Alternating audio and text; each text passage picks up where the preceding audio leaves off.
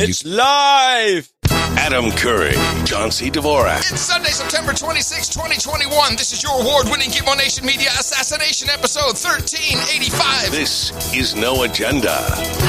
Dual booting my Dominion device and broadcasting live from the heart of Texas Hill Country here in FEMA Region number 6 in the morning, everybody. I'm Adam Curry. And from northern Silicon Valley, where we're hearing bad things about Amtrak, I'm John C. Dvorak. Crackpot and Buzzkill in the morning. Okay, well, holy moly, what's going on with the Amtrak? There's a big train wreck up in the Montana, I think. Oh, I did read that. 3 people died, I think? Or was it it's gotten 50 worse? Injured. It was a derailment. Yeah. Well, do you remember, there was a period, gosh, I want to say maybe 8-9 years ago when there were a lot of derailments. Wasn't there a derailment near New York even? I don't remember any of this. Yeah, I do. Huh. Yeah, there was, like the guy, like the conductor was going way too fast and just flew out of the corner. Yeah, a lot of that shit. Well, 2 important things to start off with today. First of all, today is National Situational Awareness Day.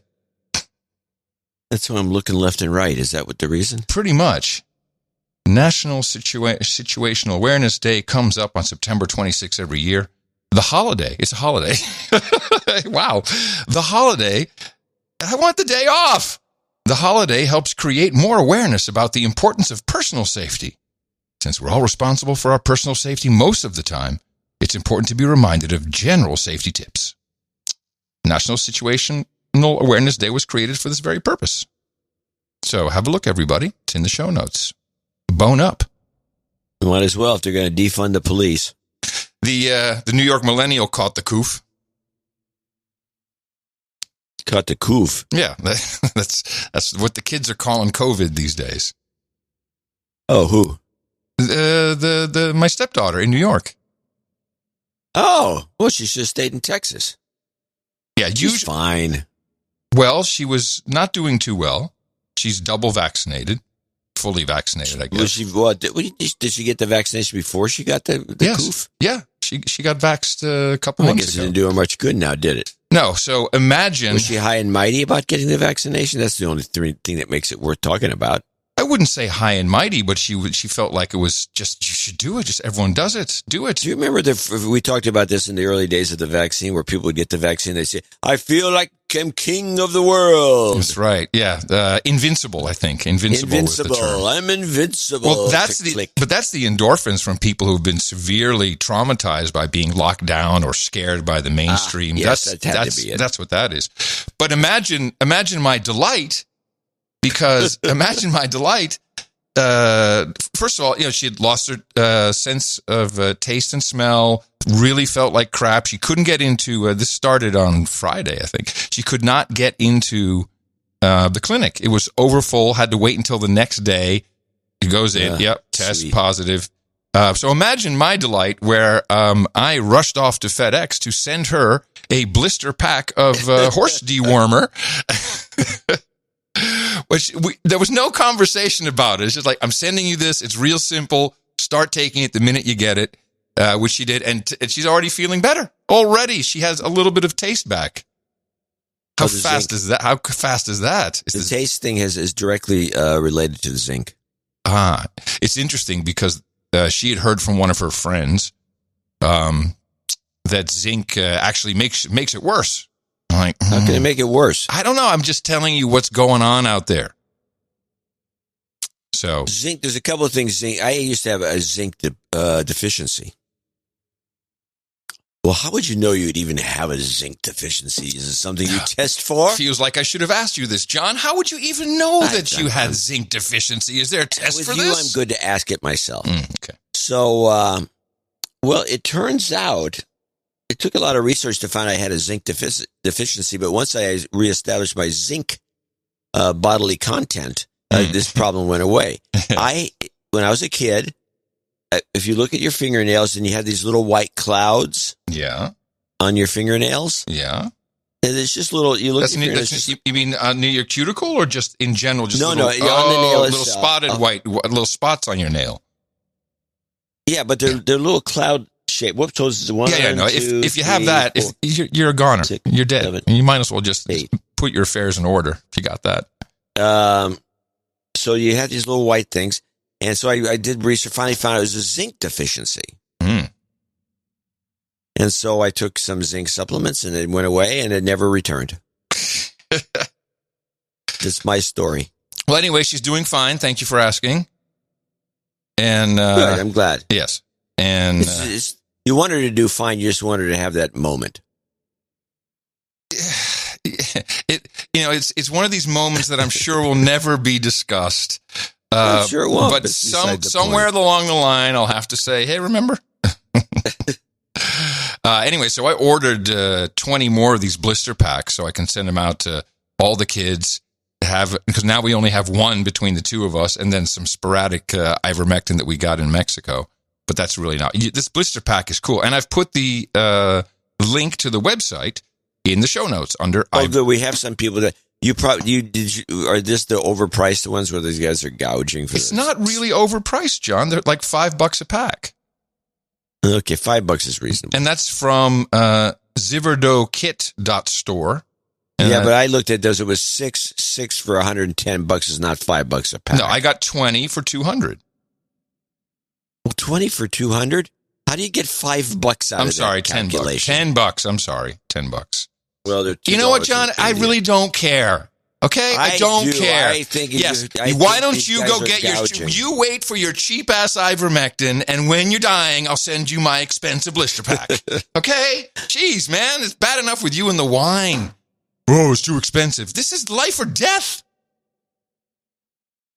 Anyway, coming up in October. There's still a price. Yes, of course it's a price. Coming up in October, the European Medical Agency will approve the following therapeutics. Baricitinib, Regnavimab, and Sotorvimab. Who is doing marketing for these people is my immediate question. You know, it's funny you mentioned that.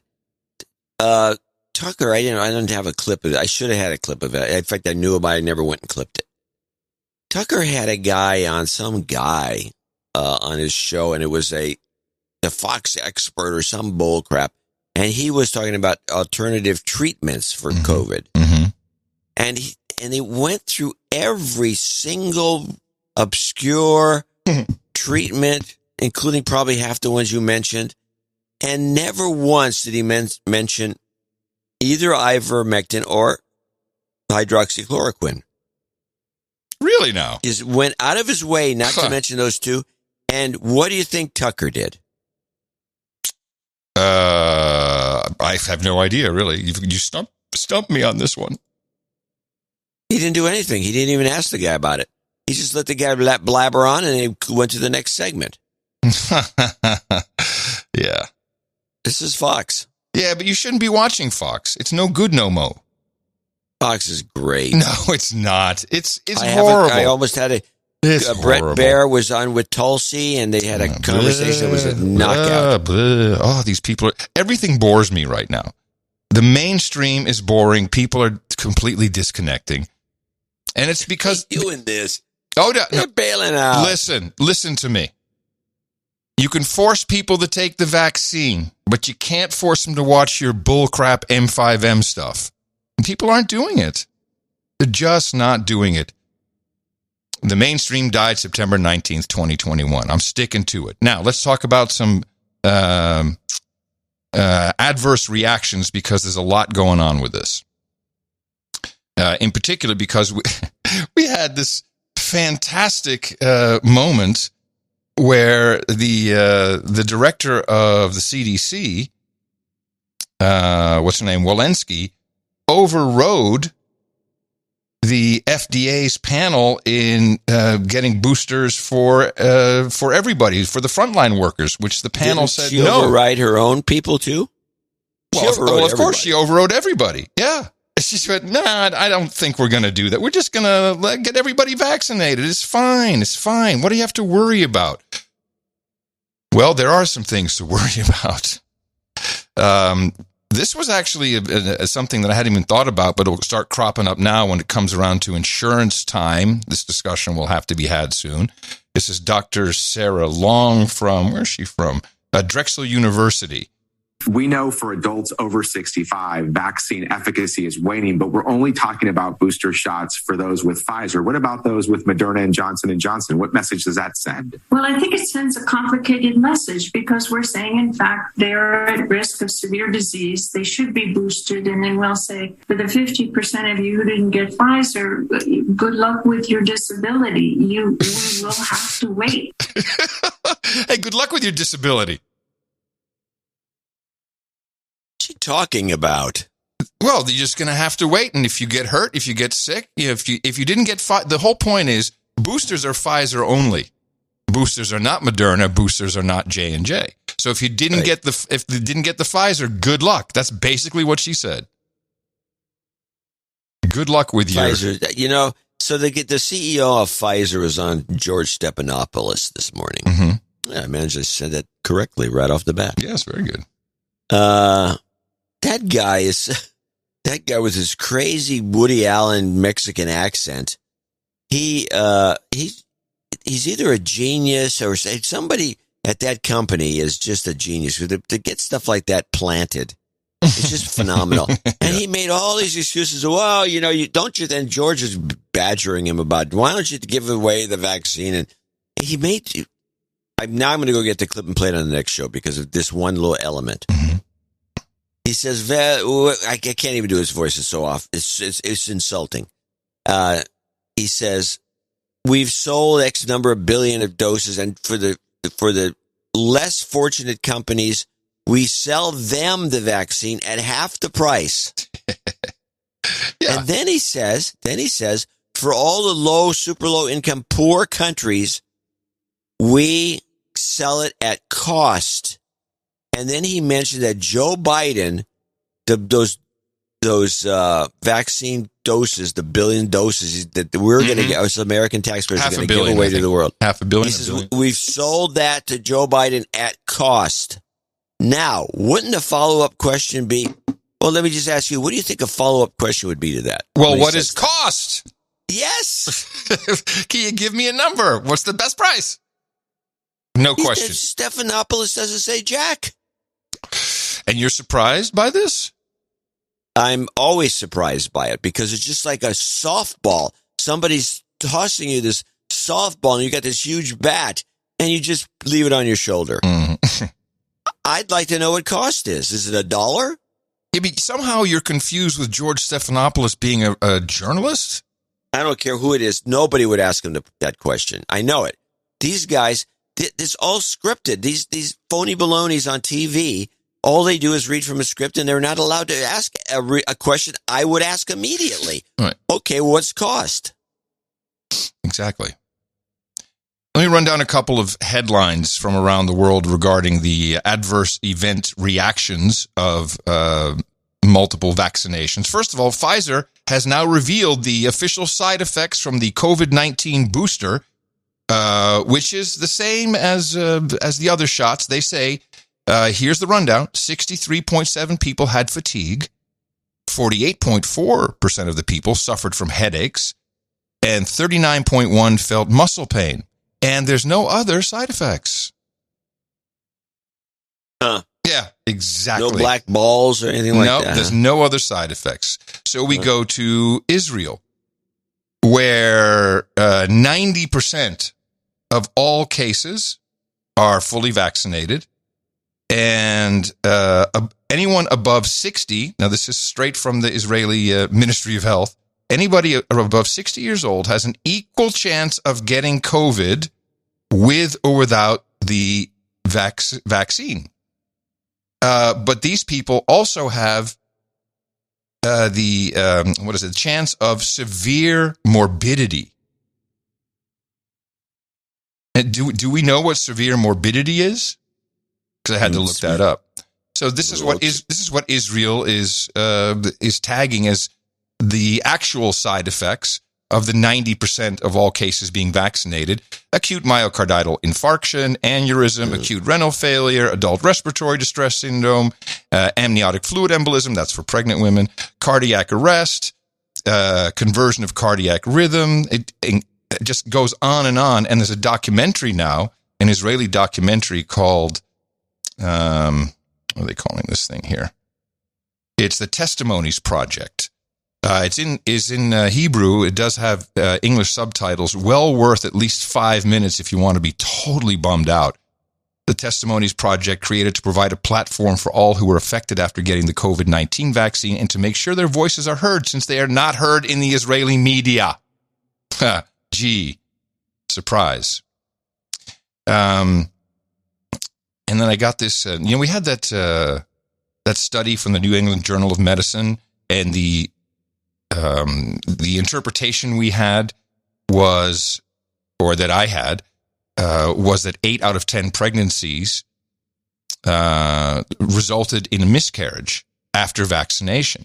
And so a lot of people emailed in, smart people who read the New England Journal of Medicine study itself. And so here's one from Chase. He says, I listened to 1384, was surprised to hear that out of nearly 4,000 participants in the study, more than 80% of them had miscarriages. When I went to read the report, I found out that of the 4,000 participants, 850 had delivered, and that 13% of those miscarriages were miscarriages, which is in line with normal birth statistics according to the journal. I'm not sure if someone fed you this misinterpretation of the article, but wanted you to know it does not present what was discussed in the podcast. I'm a Baron. Think you and John are national treasures. Doesn't mean you or anyone is perfect. Wanted to share. So I sent him back the deconstruction, and here's where it's tricky. And no one has done this. Only one publication so far has looked at the actual definition of a miscarriage, which has to be in the first trimester. So if you read the numbers, there was really only 127 women who had been vaccinated during the first trimester, and out of those, 104 experienced a miscarriage. So that's 81.9%. And the way this NEJM study kind of was put together was, oh, look at all the people, and it's just this amount. But they say in the document itself, that's the definition of a miscarriage. So I want to make sure we got that out of the way. So you were, that's good. I congratulate you. Thank you.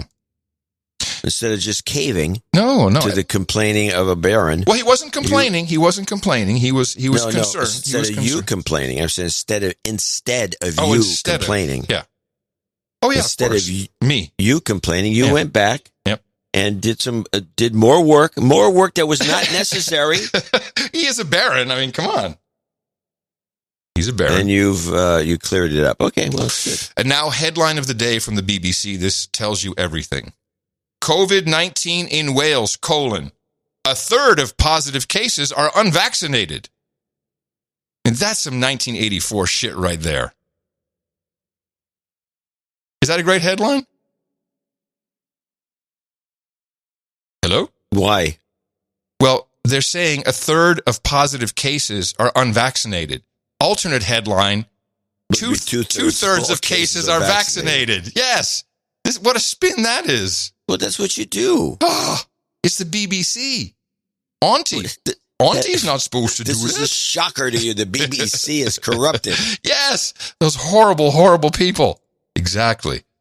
So now we have the mandates, which is real. I mean, now we're seeing the healthcare system start to fall away, start to collapse, actually fold onto itself.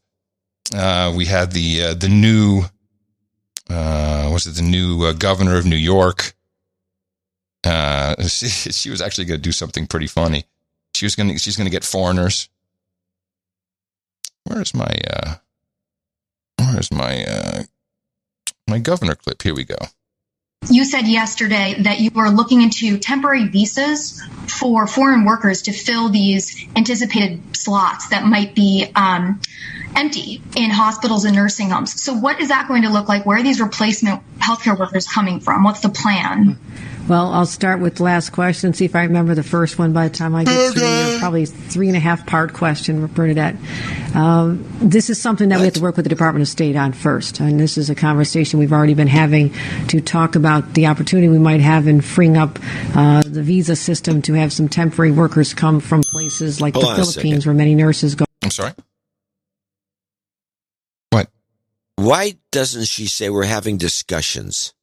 Which is what it amounts to. What did she say? Instead, they use the term that you like to mock, which is we're having conversations. Conversations to me always seems to be like some casual thing. Oh, I had a conversation. It's not serious. A discussion is serious. A conversation is just bleh. I think it's conversation, discussion, negotiation. That's probably what it should be. Well, yeah. So that means that they're not even further. They're not far enough along to do anything. No, it's still a conversation. This is something that we have to work with the Department of State on first, and this is a conversation we've already been having to talk about the opportunity we might have in freeing up the visa system to have some temporary workers come from places like the Philippines where many nurses go elsewhere. I literally had this conversation with the Prime Minister of Ireland when we sat where I am right now and talked about, do you have any of this? Everyone I'm talking to, I'm saying, do you have any healthcare workers you can get over to us? But it is going to be a Department of State approval process that we have to work through. So this will not help in the next couple of days. This is incredible. Does she really think that other countries are not having this exact same problem? Because they are. Every single country has a shortage, and it's mandates. She's got a screw loose. This woman's no good. Well, then wait for this lady, because I played this 30 times on a loop trying to understand what the heck she was saying. This is Lena Wen, the former Planned Parenthood director, and has quite a storied history, as we are about to find out. This was what she was saying about mandates and why, and she made it personal. She's very good at this, it turns out. She made this a personal story about her and her child. And you explain to me what she is actually telling us to do in this 20-second clip. And those who are vaccinated, we now know, based on the CDC, they are now able, but with the Delta variant, because they carry so much more virus, they could transmit it to their unvaccinated family members. And so I, for example, even though I'm fully vaccinated, my children are not because they're too young to be vaccinated. So I need to be now careful for my children because of all the unvaccinated people around us. Okay. Now, explain to me what she just said. She said. Huh? She said that the vaccinated people carry a crap load of Delta variant because they're vaccinated. They're dripping out of their nose. If they load it up because they're vaccinated, they're roaming around like a big giant suction cup, sucking in soot, sucking in all kinds of viruses. So the vaccinated people are loaded to the gills with horrible viruses. And the more of them that are around, the worse it is. That's all she said. Well, yeah, but she's still... They're a danger. What she said is that by the way, I agree with her. I agree with her 100%. Oh, yeah. The vaccinated people are the most dangerous people in the world. That's what she said. Yeah, I don't know if they're the most dangerous people in the world. That's what she said. Yeah, she didn't say the most dangerous people in the world, but the logic, it's anyone who doesn't wake up and go, hold on a second. She just said people are vaccinated, have a lot of viral load. That's dangerous because my kids are unvaccinated. I don't want to give it to them. So I have to be careful around people who are unvaccinated. No, vaccinated too. This thing is such a dud, and they just can't admit it. Now, this Lena Wen, she has a very... can't admit it. Lena Wen has a very interesting history. So she was born in China, and then she moved to California, and then she went to... she's only 38 or 30. Yeah, 30. She's very young. Entered California State University in Los Angeles at age 13. Was early, like some genius program. Graduated 2001 from Cal State at 18. Yeah, I know the type. Entered Washington University in St. Louis Medical School.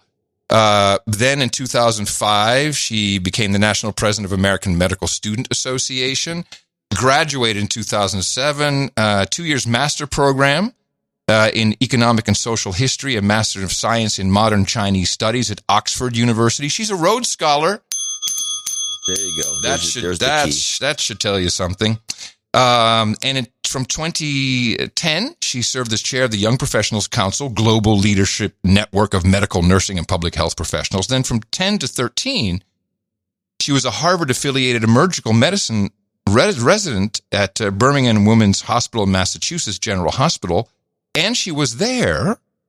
It must have been one of her last days, because right after that, she went on to do a whole bunch of other interesting things, including publishing a book in the same year. She was at the Boston Marathon bombing, and lo and behold, Jake Tapper got a hold of her and interviewed her.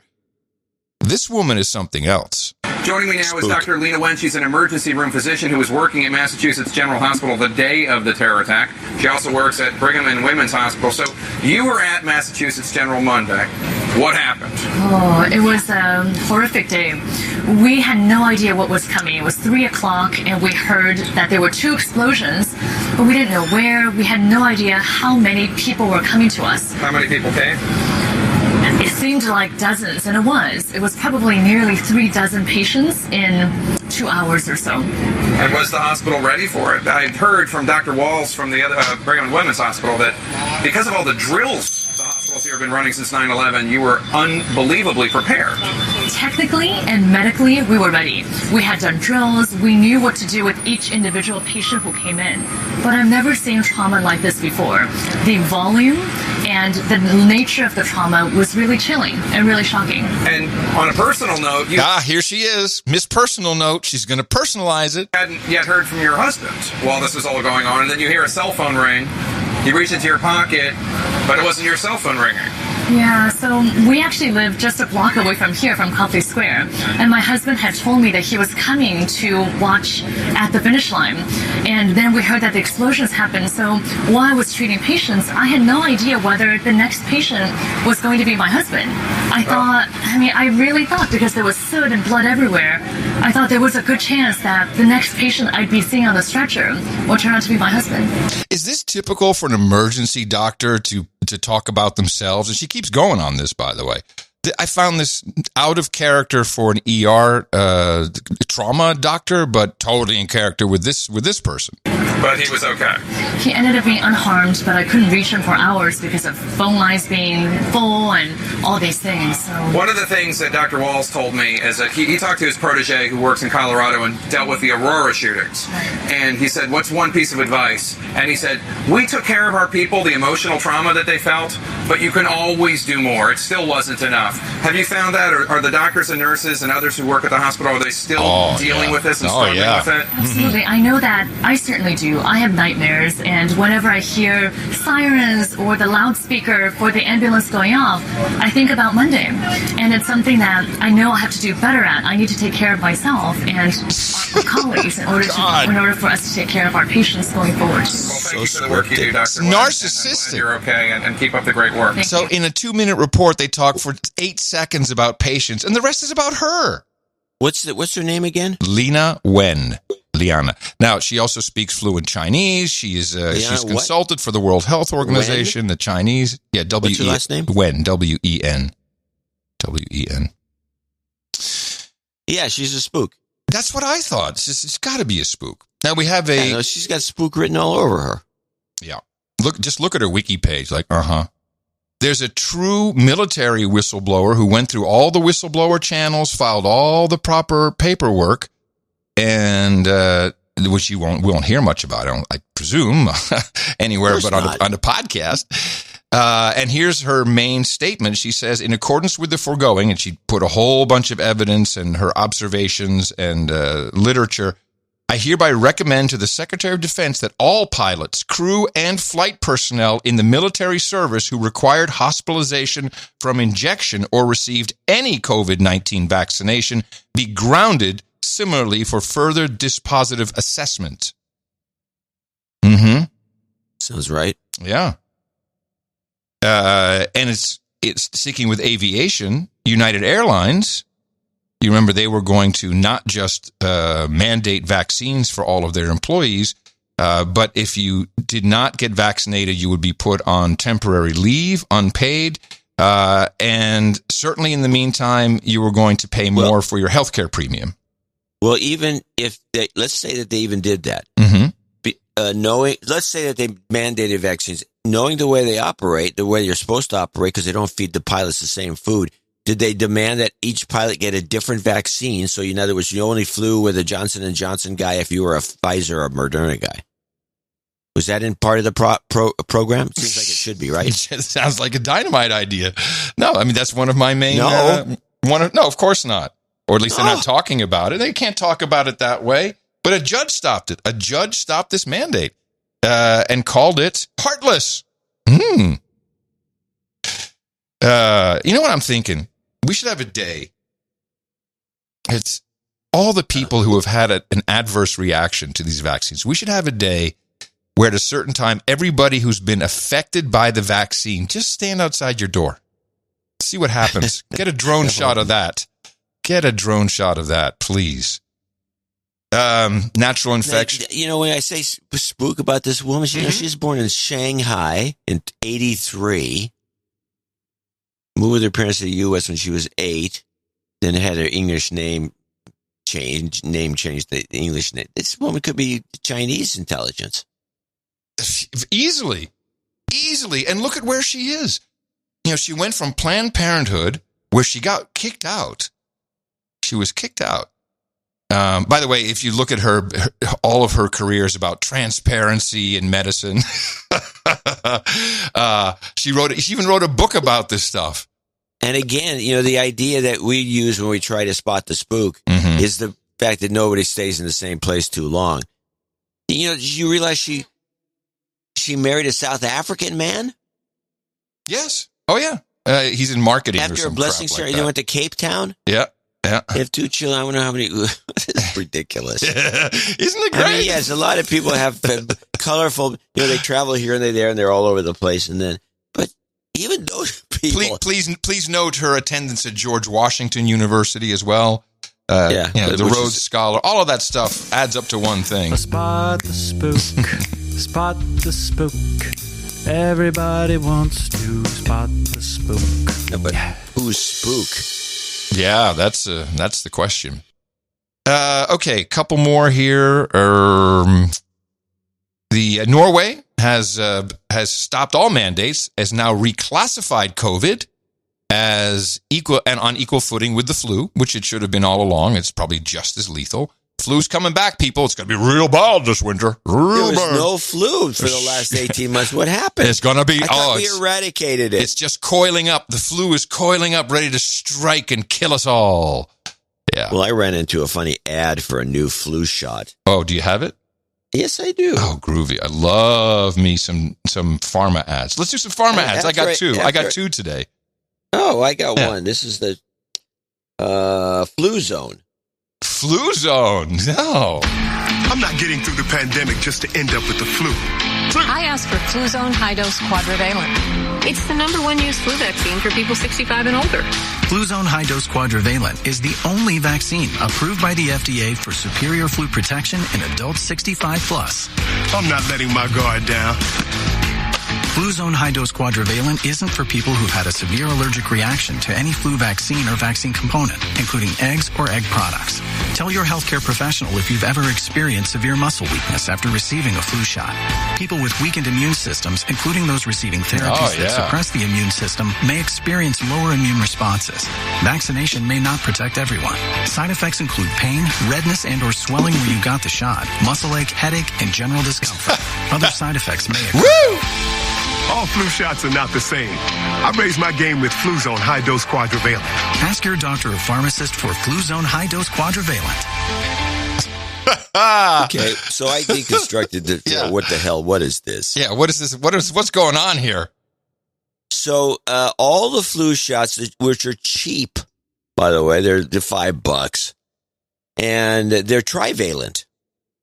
What they do is they go to every year they go to China and they figure out what possibly what the strain could be. what the three. They always decide on three. Oh, I thought it was influenza A or B. I didn't know there were three choices. There's three. They find three possible candidates that might be the ones that come over here and kill us all.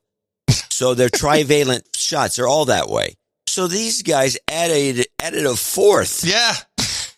For just in case. Big deal. So they added a fourth long shot possibility.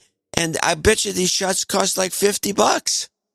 I was reading the Substack. This is a scam. Oh, yeah. I was reading the Substack called Yuga Flickaflops or something. I put it in the show notes. It's an unpronounceable name.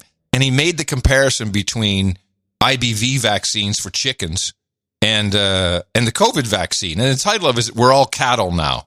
And he says it's exactly the same. This is what they've been trying to treat chickens with coronavirus for many decades. Now listen to the comparison. IBV vaccine. It's the same people making this stuff. Protect the chickens from infection for only about 9 weeks. Sounds right. If we're chickens, long enough for the chickens to be eaten. But those raised for their eggs require constant boosters.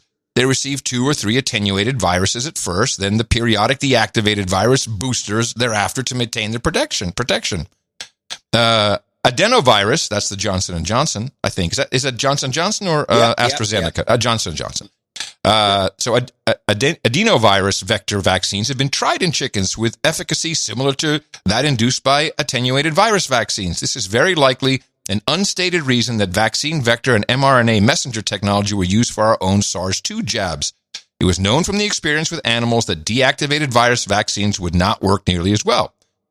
There are other interesting tidbits in the literature on IBV vaccines, he says.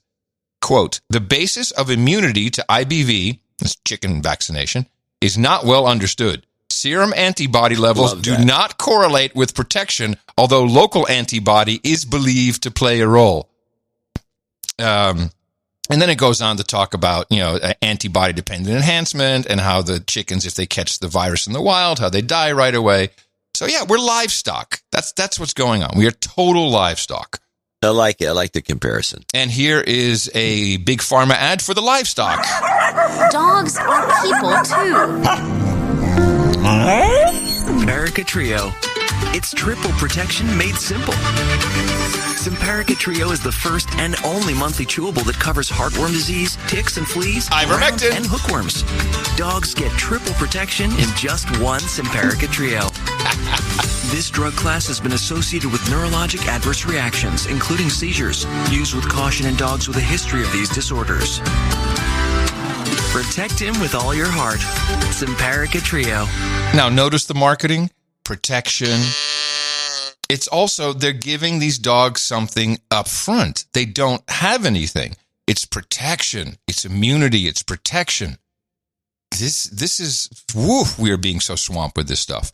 And then on the complete other side of the marketing spectrum, something has changed. We saw it with the death time of the mainstream media, September 19th, 2021, where they had anti-conception ads, and the woman is sitting inside her vagina, and he says, "Welcome to my vagina," and talks about all this stuff, which is fine for me, but I just want to point out that the marketing is changing like crazy. This is a real ad. Being a human is hard, especially if you're a woman who's also having trouble doing that totally normal thing all humans do, but not all of them like to talk about. Oh, are you talking about pooping? Let's just say Garden of Life's doctor-formulated women's probiotics help your digestion so you can be a more regular human. I'm comfortable talking about poop. You can just say poop. It's 2021. I think everyone knows that women poop. I love pooping. You poop, girl. Plus, did you know that the 40 billion probiotics found in Garden of Life can help support immune system health? Oh, are you poop-splaining me right now? Wow. Don't be shy about pooping. Pooping is powerful. This is my favorite part of the day. I poop. She poops. All women poop. I'm a woman, and I poop. I'm a woman, and I poop. I'm a woman, and I poop regularly. Thanks for the poop-powerment. I'm not saying poop-powerment. I'm pooping right now. Look for Garden of Life, the #1 probiotic that helps women, #2. And it can even help maintain healthy pH and yeast levels. Oh, are we talking about my vagina now? Okay, now this is not an ad that's ever run on broadcast television. Yes, sir. Well, people have in the troll room have even seen it. Maybe on the internet, maybe on a feed that goes over YouTube. I've seen a lot of poop ads on YouTube. Yeah, but cable can run poop ads.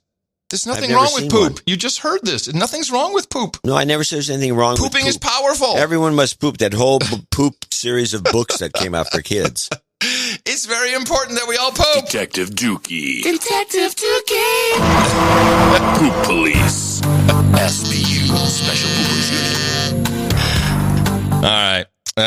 Let's talk finally about people who've already had COVID. Should you get vaccinated? Logic and science says no. But when it comes to propagandizing the Latinx community, there's nothing better than getting Fauci together with the one and only Miami Sound Machine, Gloria Estefan. I was COVID positive November 8th. I tested negative the 22nd and 24th. So I wasn't eligible yet for the vaccine because of my age. And they told me to wait 3 months. Why wait 3 months? Is it because it's harmful, or is it because we still have immunity and we didn't want to waste the vaccine, or any other reason? So, Gloria, theoretically, the situation is that you're making antibodies against the COVID proteins. The vaccine itself is the spike protein of the coronavirus. And the concern, theoretically, is that if you have a lot of level of antibody, it's going to bind to the protein and diminish the effect of the potency of the vaccine. That's only a theoretical consideration. How long did they ask you to wait? They told me 3 months, but I know for a fact I still have immunity because I've gotten repeatedly tested. I would not wait any longer. There it is. Gloria, I believe that the advantage of getting the boost from the vaccine far outweighs the theoretical possibility that your own existing immunity is going to interfere. And we know that the immunity that's induced by the vaccine in general is more potent than the immunity that's induced by infection. So my advice would be, at your convenience, when you want to get vaccinated, get vaccinated. I'm absolutely going to do it, Dr. Fauci. I will, Dr. Fauci. Stay safe. Now, I noticed the little language thing here that's kind of interesting. Good. Please, one good's enough. Goody. They're trying to switch it from booster to boost. Mm-hmm. And the reason for that is because of the implications. Booster's like a booster chair. It's for kids. It's stupid. Mm-hmm. Oh, he's got a booster. Booster's very kind of juvenile. Boost. Boost. We got boost. Boost. Wow. Boost is more like a rocket ship or something. You boost. It's like it's giving you the extra kick in the ass. It's a boost. Yeah. You do it to the football player. Just get him. Hold on. Listen to this. Here's your cue to boost. You know you want to. Boost. Yeah, boost. It's a crock of shit. Yeah, it's total crock. Well, par for the course. I'm going to stop about the M5M, but I did want to share one thing with you since we have been looking at ratings and just the overall, I would say, truly collapse of M5M. It's slow, but it's like it took Sears a while to figure out that Amazon was eating their lunch too. These things do take a bit of time. But I learned that when it comes to the new Hollywood, the streamers, which soon would just be called whatever, but Netflix, Amazon, Hulu, Paramount, Disney, Apple TV claimed it had less than 20 million Apple Plus subscribers in July, which I guess that's not many. It probably doesn't surprise me, but the source of this information was interesting. The source is from a union, the International Alliance of Theatrical Stage Employees. And why is this? Because the new model, when it comes to working in movies and television, let's just call it all kind of the same thing, and when it comes to streaming, the contracts, the union contracts, in this case, the International Alliance of Theatrical Stage Employees, which represents TV and movie workers, the camera operators, set builders, all the real people behind the scenes, they get paid based upon how many subscribers a service has, which they just have to take at face value, I presume. So Disney says 116 million, Netflix 209 million. If you're working on one of those shows, you have a union contract that pays you more than when you're working on, say, the morning show for Apple, because they, maybe artificially, but they keep their number at 20 million people. Well, that brings up an interesting question that I will ask you, and you should be able to answer. If Apple has 20 million people subscribing to its service and it has one show, as opposed to 200 million, which is a factor of 10, to subscribe to Netflix, where there's 200,000 shows, why would you get more money at Netflix when you're only working at one show with 20 million people? What the industry is doing is removing all cost. All of this, which they would consider freeloaders, your stupid unions, get rid of them. They don't want to do it on ratings anymore. Not on ratings, not on residuals. That's over. Well, no more residuals. It's beside my point. If you say they get paid more at Netflix because of the subscriber base. Yeah. If the subscriber base is serving 200 shows as opposed to a subscriber base that's serving one or two shows, yeah, why would you get paid more? Yeah, you should get paid more where there's bigger base, less shows. So I countered your point because it's not a point. You're asking something that is unanswerable. They don't want you to know how many people are watching, and they want to pay a flat rate, and they're going to do it based upon how many people they say they have subscribing, not watching. Ratings are over. This is another nail. If you read the trades. I'm reading the trade. They talk about, they've got this new metric. They all use it. Uh-huh. It's called per million minutes viewed. Oh. Have you seen this? Yeah, didn't we talk about that? No, I don't think so. Yeah, it's about how many, they do million minutes viewed. I didn't realize it was in the million was the denominator. Minutes viewed, but I think it's million minutes viewed or something like that. But it's minutes viewed. So they have, so that way they can deal with streaming, and I don't know how they manage this, by the way, because you and I both know it's bullshit. You can't do it. Mm-hmm. If somebody starts watching a YouTube video, and then they walk away from the set, or they just let it go in the background, or it's on, or they stop it within, after the first pre-roll, they stop it. You watch the pre-roll, right. And then it's view. You got to view. That's a view, but that's not. But the minutes viewed seems to be claiming that they are actually timing how long you're watching it. That's a YouTube metric. Yeah. Well, no, it's a general metric in all streaming, according to the cable and broadcast. Right, but YouTube pioneered that. They pioneered it with that. They have these metrics you can get on YouTube is minutes viewed, and a big metric is how long someone watched a video, which you will not be surprised is about 30 seconds, but maybe a little bit longer for some long form things. But rarely do you get like a full view out of anything or anybody. And but the advertising model is just broken. That's all. It's just broken, and people don't want it. They don't like it. Advertising is valid, but they're gonna have to figure something else out. Donate to a podcast. I'm reminded of what they did in Europe years ago when they had, especially in the UK and elsewhere. Although they've changed this model over the years to a more of an American model for some reason. Mm-hmm. And that is they would have, you go there and you watch, say there's a show, it's a half-hour show. They play all the ads at the beginning in a row, like 5 minutes of ads, and they play them at... You can't fast forward or skip? You could, but to avoid that, they make the ads outrageously entertaining. They make the I've ads always said that's the way to go. That's always the way to go. And that's what the Super Bowl people do. Mm-hmm. They make the ads, so the ads are worth, you watch the Super Bowl, and people say it. I watched the Super Bowl to see what ads they ran. Right, but that doesn't really hold, well, the Super Bowl, yeah. But to make a How about just make all ads incredibly entertaining and stop showing them over and over? Name for me the product of the poop commercial. There was some some pill. Would you have recall? Would you have recall after having laughed at and stood in amazement at that ad? Would you remember it if you saw it on the shelf? If I saw the ad and it had the pill and they flashed it in my face with, sitting maybe in a pile of poop, I think I definitely remember it. Okay. Alrighty then.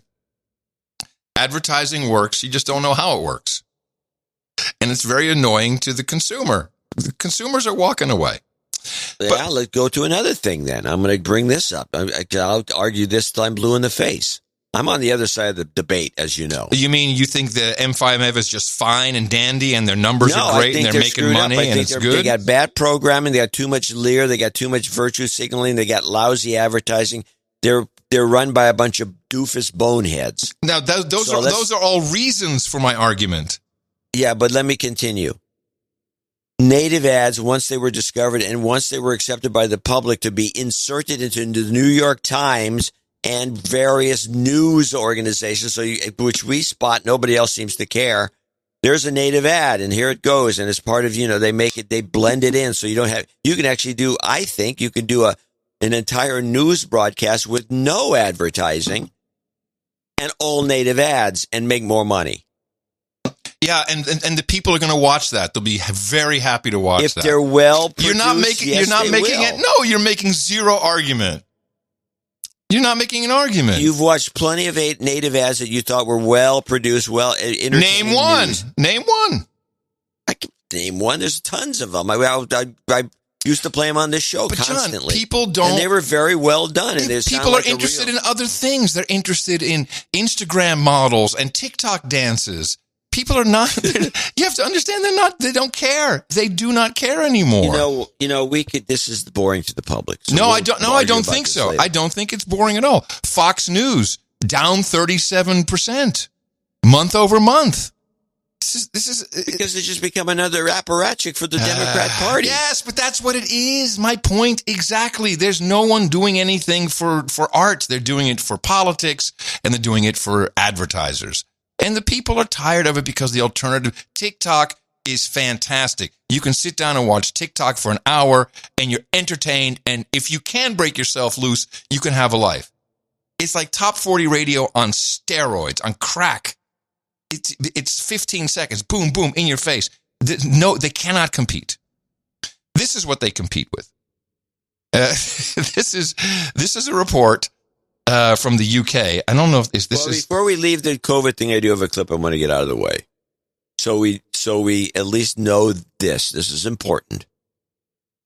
It's about the vaccine. Okay.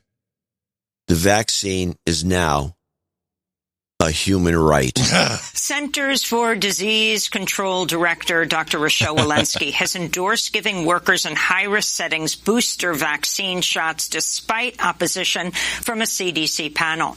On Thursday, the panel recommended making Pfizer-BioNTech booster shots available to people 65 and older, nursing home residents, and people with underlying health conditions. But the panel did not recommend booster shots for younger healthcare workers, teachers, and other high-risk settings. But Walensky then overruled the panel. Many global health experts have criticized the Biden administration for promoting booster shots while much of the world remains unvaccinated. At the United Nations General Assembly, South African President Cyril Ramaphosa repeated his call for waiving intellectual property rights on vaccines. He also criticized wealthy nations for hoarding vaccines. It is an indictment on humanity that more than 82% of the world's vaccine doses have been acquired by wealthy countries, while less than 1% has gone to low-income countries. Unless we address this as a matter of urgency, the pandemic will last much longer and new mutations of the virus will emerge and spread. South Africa reaffirms its call for fair and equitable distribution of vaccines. Meanwhile, Bolivian President Luis Arce said access to vaccines should be considered a human right in his address to the UN General Assembly. Capitalism has commodified all aspects of social life, and health is not the exception. Medical science should be at the service of humanity without any sort of geographical, political, social, or nationality discrimination. The access to the vaccine must be considered as a human right. What do you think the point of this is? By the way, I apologize to everybody. John did not tag as I normally get when he's doing these kind of clips. Warning. Amy Goodman clip inbound. Sorry about that. What do you think the point is of this? It's communism. Just a communist meme. Okay. Human right. Just everything's a human right. They say vaccine should be free. It's a human right, and it's promoted. This kind of thing promoted by the rich countries. There's a capitalist. Capitalism's bad. This is the same old. Now I want to, just as a kind of a kicker, I do have clips for later. I listened to the Trump Perry, Georgia speech so I could see what he's up to with his new act. Mm-hmm. And he had a bunch of people that come before him, and Marjorie Taylor Greene was one of them. And just to make sure that we have a clue here, I do have an MTG clip. It's a 4-second clip. It's worth playing. But let's talk about who the Democrats really are. They're communists. Wow. I'm so happy she got to say that. Gee, we didn't know, lady. I'm tired of her, too. As much as I kind of like her, and I have no stomach. I have no stomach for Trump, and the reason is this. Because first of all, I'm glad you do it because of the shtick. It's important for us to know what the shtick is. And I know why he did this, and I spent my time looking at the audit report instead of watching the rally. He has no solutions. We know what he's doing. He's just getting the media ready to run 2024. And so kind of everything else, if he's still out there with the same message of I'm going to save you and we can all save ourselves, it's just you have nothing right now. When he did these speeches and he had power, it was much more interesting because he could do something. Now he's just talking. He's always just talking. It's just, I'm tired of it. I'm really tired of it. Yeah, okay. Well, I agree with you about Marjorie Taylor Greene. She's a little... Don't get me wrong. I'm not against Trump clips. I mean, of course I want to hear them. Marjorie Taylor Greene, that clip that I just played is the clip. That's the clip? That's the clip. Yeah. I also have a single clip from Trump that is also the clip that summarized everything. But the reason I got the Trump clips is because he does go after all these guys, and he does a pretty good job of it. Well, I definitely want to do that because I think this is part of the purge, as I would call it. Only 999 sealed indictments to go. So I definitely think there's something up, and I'm sure he dropped his hints, and I hope you have it. Supply chains, though, is we need to talk about supply chains because, well, first of all, very odd. I got a note from that we have two producers who are in the paper business. And how do we know they're in the paper business? Because in the start of this whole thing, when everyone went berserk and started hoarding toilet paper, both of them were telling me what was going on. So one of them works for Koch Industries, which they pretty much have a lock on household paper products, such as paper towel and toilet paper. They got a big market share. And another executive producer who's been in the business for 26 years, he sent me a note on Friday. Says, I just got out of a meeting. This is the worst I've ever seen in my entire career. Toilet paper is going to be a problem, but moreover, printer paper. Printer paper is going to disappear. And he said he would write up a whole report. So I then contacted our other producer. He says, I don't know what he's talking about. We're even doing promotions on toilet paper. So maybe it's just the printer paper, but something is up. I don't know. I just bought a pile of printer paper. It's so cheap, and they're selling tons of it. Well, hopefully you'll have a report by Thursday. And just in case, Costco is also saying, we'll have a problem with toilet paper. That came after he told me. So I don't know if it has anything to do with it, but we'll find out. In the UK, man, these guys are in a pickle. So first we have Brexit, which affected the work landscape significantly for people who could come into the country and work. And then, of course, with COVID, no one could come into the country. And, as an island, sometimes you need stuff to come into the country. You need drivers to drive the trucks for the gasoline. Some British motorists have begun panic buying fuel at petrol stations, despite the government urging them not to. A lack of petrol tanker drivers forced a few stations to close, which has triggered the panic. The government's expected to do a post-Brexit U-turn and allow foreign truck drivers back into the country. There are political principles involved in this, but there's also the principle of making sure that people in Britain get their food and their fuel. And set against the political background around Brexit, it seems to me that this is something that the government might have to swallow and simply accept that actually, short term, we do need foreign drivers to help us out. It's not just petrol supplies that are affected, food is too. Some supermarket shelves have been empty for weeks now. The BBC sent a correspondent. I don't have his report, but I have a picture. So this guy standing at a gas station. Guess what his name is?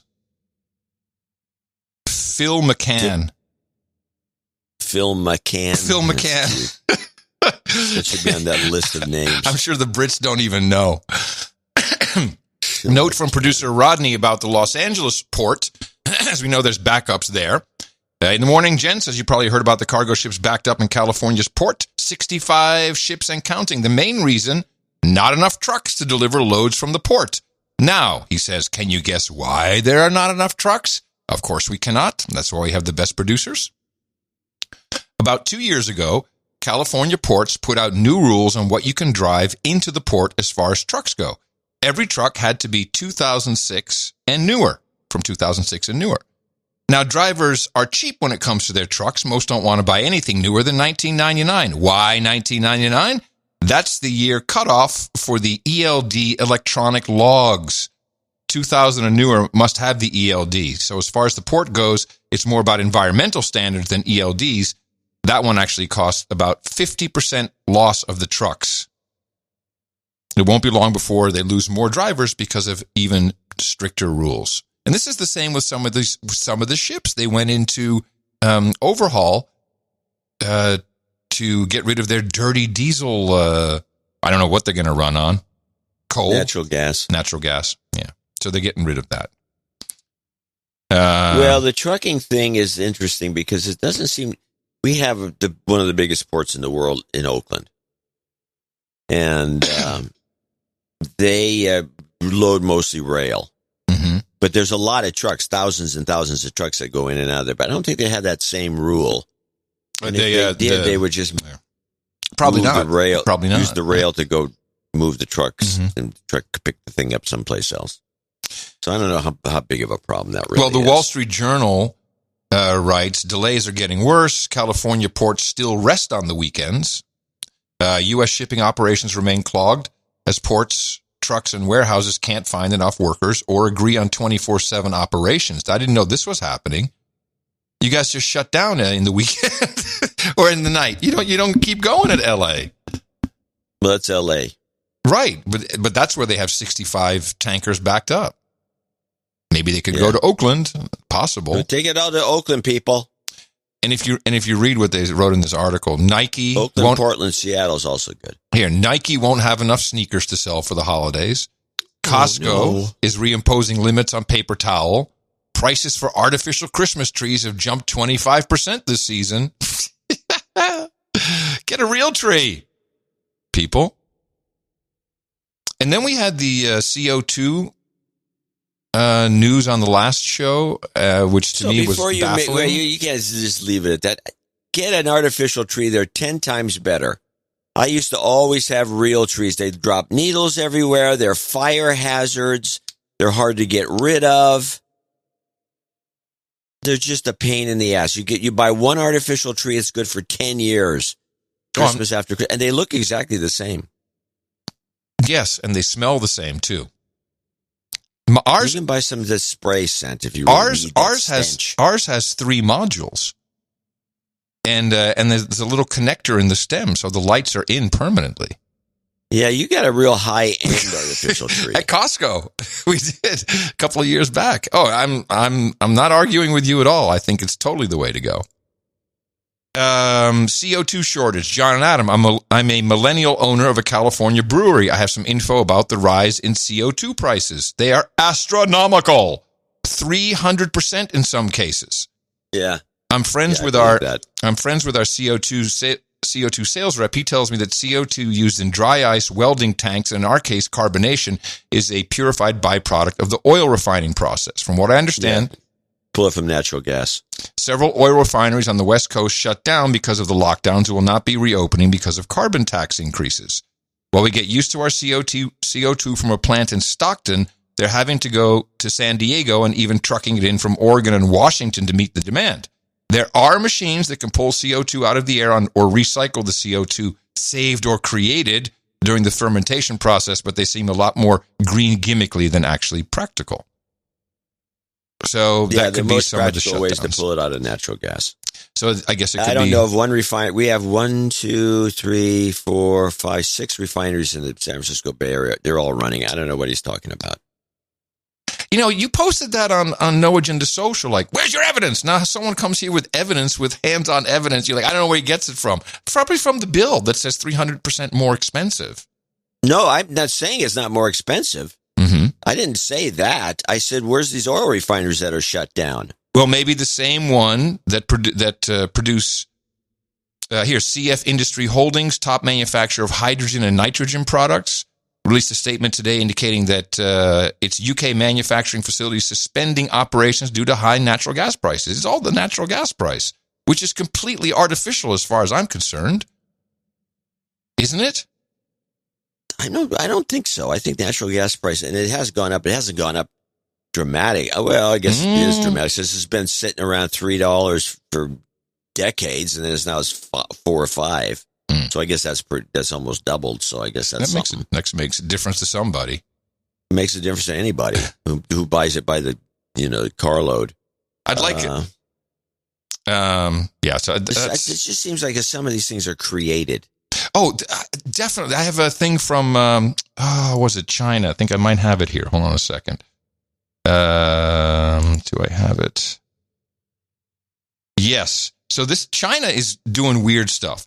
This is one of those wacky reports on YouTube. They are cutting power in certain industrial cities, and with the predictable results, here's a 30-second report. These businesses are listed as energy-intensive businesses by the local authorities. According to the emergency power cut notice, all the businesses in Shaoxing must close for 3 days from September 19th to 21st, and all the energy-intensive textile printing and dyeing businesses must halt their production from September 19th to the end of the month. Lin said that the power cut delays their delivery and results in serious consequences to the local businesses. It is very serious for us. That means all our orders will be delayed. We cannot deliver on time. Now, I don't know why they're doing that. I'm sure it's not climate change. So the Chinese care little about climate change. Yeah. But that's one way to control production. Turn off the power. And I have no confirmation other than that live streaming for Facebook and Instagram was down. But, there's word everywhere that Victoria at least cut some internet services during the protest the other day.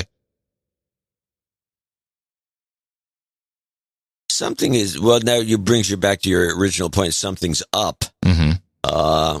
Well, I can tell you. These guys are starting to realize that, if we can do it, we're not making the kind of money we could be making if let's just cut these customers off for a while and see if they'll pay more. I mean, I have no evidence of that, except there's just too many of these stories. Mm-hmm. And they don't make any sense in the scheme of things. Well, you can always blame COVID. Well, we lost our employees. We laid everybody off and they wouldn't come back to work. True. There's no truck drivers. We kicked all the truck drivers out of the UK and now we got no truck drivers. And whose fault is that? This is really fishy. No, the way I see it, first of all, there's a great reset in progress. So totally, I'm sure they're nudging this along as much as they can with stimulus checks worldwide. Everybody gets paid to stay home, mandates, fear. People are also fearful to go out still. So, those are good nudges. And then you can basically pull any lever you want to make it look like we need to have the government step in and pay for all. We need universal health care because, it collapsed because of the unvaccinated. We should tax the unvaccinated more. I don't know why they're waiting for it. Oh, by the way, yeah. Joe Biden should say it. If you're unvaccinated, boom, 45% income tax rate. Yeah, well, in America. Huh? No one's going to put up with that. John, how can you sit there and say no one's going to put up with that when people are literally putting up with death being shot into their veins? People will put up with it. Yeah, we'll see.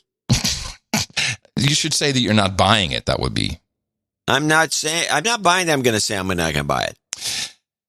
So what has resulted now from the most recent Build Back Better World program, which, since we're kind of talking about China, is this this collaboration. We've got the submarines now being instead of the French submarines, we're going to have atomic U.S. UK submarines for Australia. This is causing the mainstream in Australia to crank up the fear. And let's start with their M5M. This is just the opening bit of 60 Minutes Australia. War with China. It sounds unthinkable. But according to many experts, the countdown may be on. Countdown's on! China's President Xi Jinping is shaping up to the West like never before. And just last week, a major new military alliance was announced between the US, Australia and the UK to counter Chinese aggression in the Pacific. The first major initiative of AUKUS will be to deliver a nuclear-powered submarine fleet for Australia.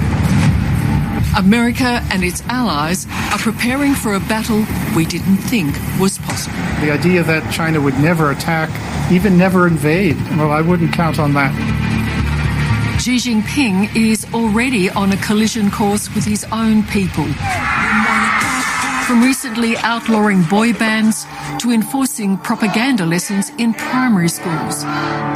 Xi Jinping is taking control, and he's prepared to fight for it even beyond his homeland.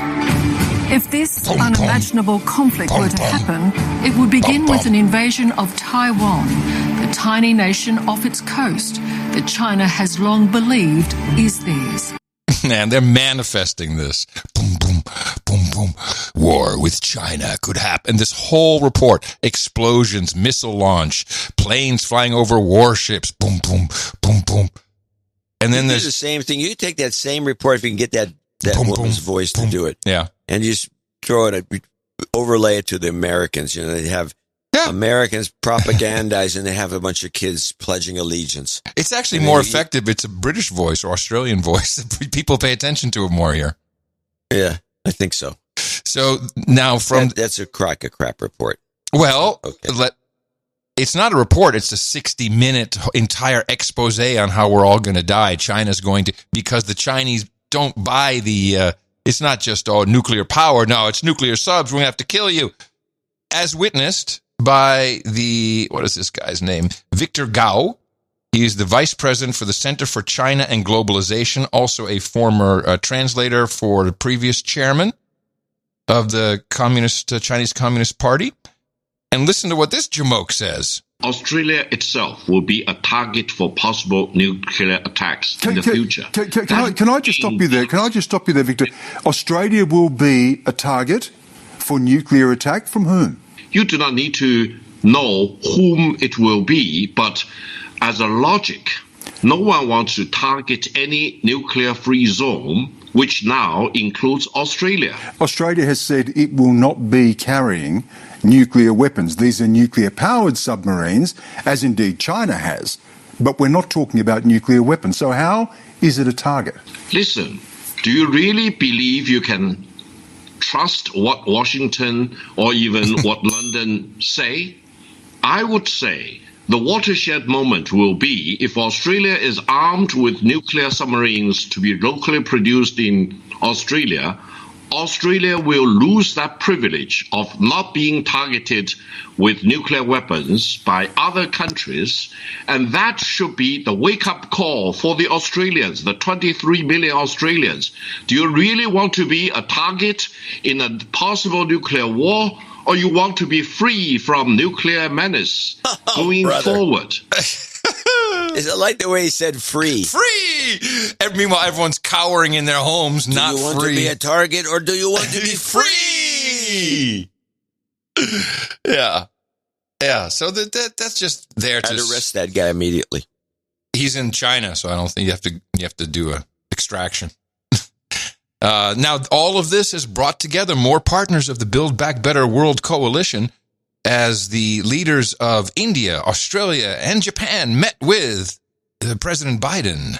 President Biden has hosted the Quad Group at the White House, which is made up the Quad Group of the leaders of India, Australia and Japan. Concern is growing about China's behavior in the Indo-Pacific region, in particular its policy of repeatedly flying warplanes close to Taiwan. And COVID too was on the agenda. Manifesting this grouping of democratic partners who share a worldview and have a common vision for the future, coming together to take on key challenges of our age. We made concrete commitments to advance our shared and positive agenda for a free and open Indo-Pacific. And there is no part of the world that is more dynamic than the Indo-Pacific at this time. A region that has extraordinary opportunity, wide diversity, great wealth, but many challenges that must be overcome. Japan and India have welcomed a decision by America to equip Australia with nuclear-powered submarines in a newly formed tripartite alliance with Britain and Australia. The four Quad leaders are also expected to announce a coronavirus vaccine initiative. Oh, yeah, it's going to be great. So I think they all just want China to attack Taiwan. There's a segue in there to the vaccines. I mean, they just threw it in at the end because it's the Build Back Better World. It's all part of that. It's all part of the same thing. It's a crock of crap, this whole thing. By the way, I do have just as an aside, I found, again, it's an Amy Goodman clip, but you don't have to play the warning. You already played it once. Thanks for the technical stage direction. You're welcome. I do my best at it. You're talking the mic, man. You keep fading away on me. I know, because I keep having to change my glasses. Okay, here's this one. Worst transition ever. Now, this is democracy. Now, tell me that you heard a lot of segues. I've heard many, and I've made many in my life. Tell me this isn't one of the worst segues you've ever... This is one of those... this hour has 30 minutes, whatever was that show in Canada. This hour has 20 minutes. They used to do worst segue, and then they do a series of them. But they were just joking. This is a real one. As the Delta variant continues to surge across the United States, so too has the housing and eviction crisis. She should have just said, also the virus of domestic violent extremism. I mean, she could have put anything in there. That's really quite horrible.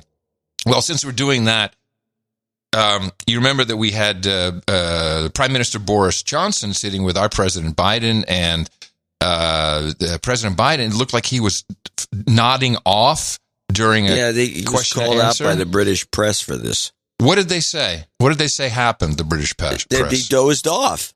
That's not what happened, because they interrupt. I'm just saying what they said. Oh, yeah, I don't know what. Sure. Well, Sound Guy Steve took the audio, which is always hard to hear in these types of situations, to see if there was any moment, any trigger moment that set all the press ladies of the White House off. You're like, oh, it's all right, okay, everybody, thank you very much. You know how they do that. By the way, they had Johnson took 2 questions, and as Biden was going to take a question, they rousted everybody. We talked about it in the last show. Mm-hmm. I saw a clip where they pulled back and showed them rousting him and running him out the door. Yes, and people are looking all over the place. It's really good. I have that. I have that bit on here. Good. I'm just saying, but when you see it visually, these guys are all looking like what? Yeah. Why are they rousting us? And they were bitching about it. They're bitching about it. Like, holy crap. They were totally bitching about it. Sound guy Steve did the enhanced rotate zoom. Interrupts or unbalances the Belfast Good Friday Accords. That's the Belfast Good Friday Agreement. That's the...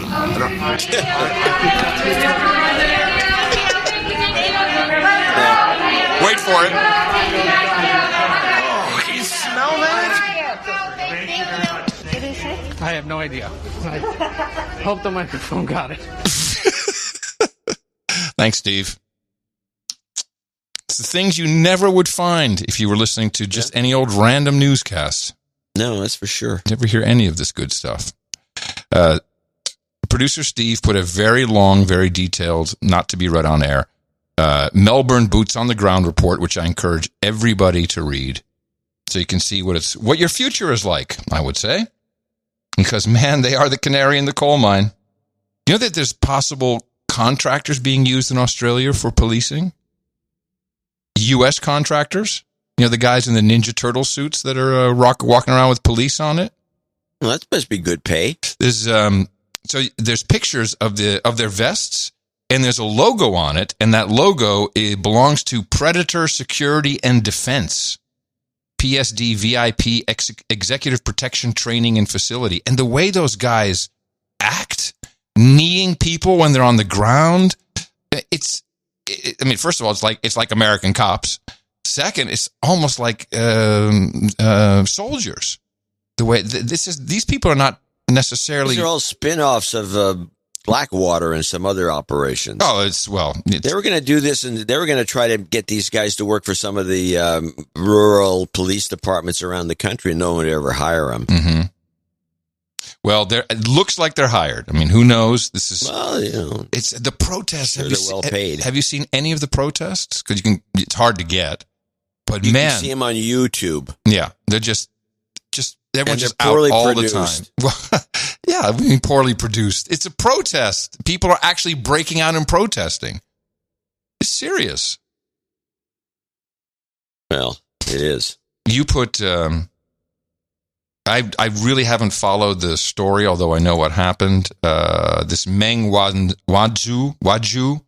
Yeah, Meng. What happened there? So how did she get out? Wasn't she in house arrest? Yeah, house arrest. She has 3 mansions in Vancouver that she lives in. She had an ankle bracelet, and she can go from one to the other or anything, or she had to go shop. They just make sure she stayed in the confines of Vancouver. She was living it up in Vancouver as a house arrest prisoner. Mm-hmm. And she, bitching about the fact that she couldn't go back and forth to China. It wasn't like she was starving to death or anything like that. And, Trump could never get Justin Trudeau to ship her over here. And so somebody did, but meanwhile, of course, the Chinese kidnapped 2 Canadians that have been holding them hostage, literally, claiming that Meng was being held hostage when in fact she was living in one of her properties that she has. She's like a lot of Chinese have places in Vancouver, which is a nice place to have a place. Mm-hmm. And so they finally released her back to China. The U.S.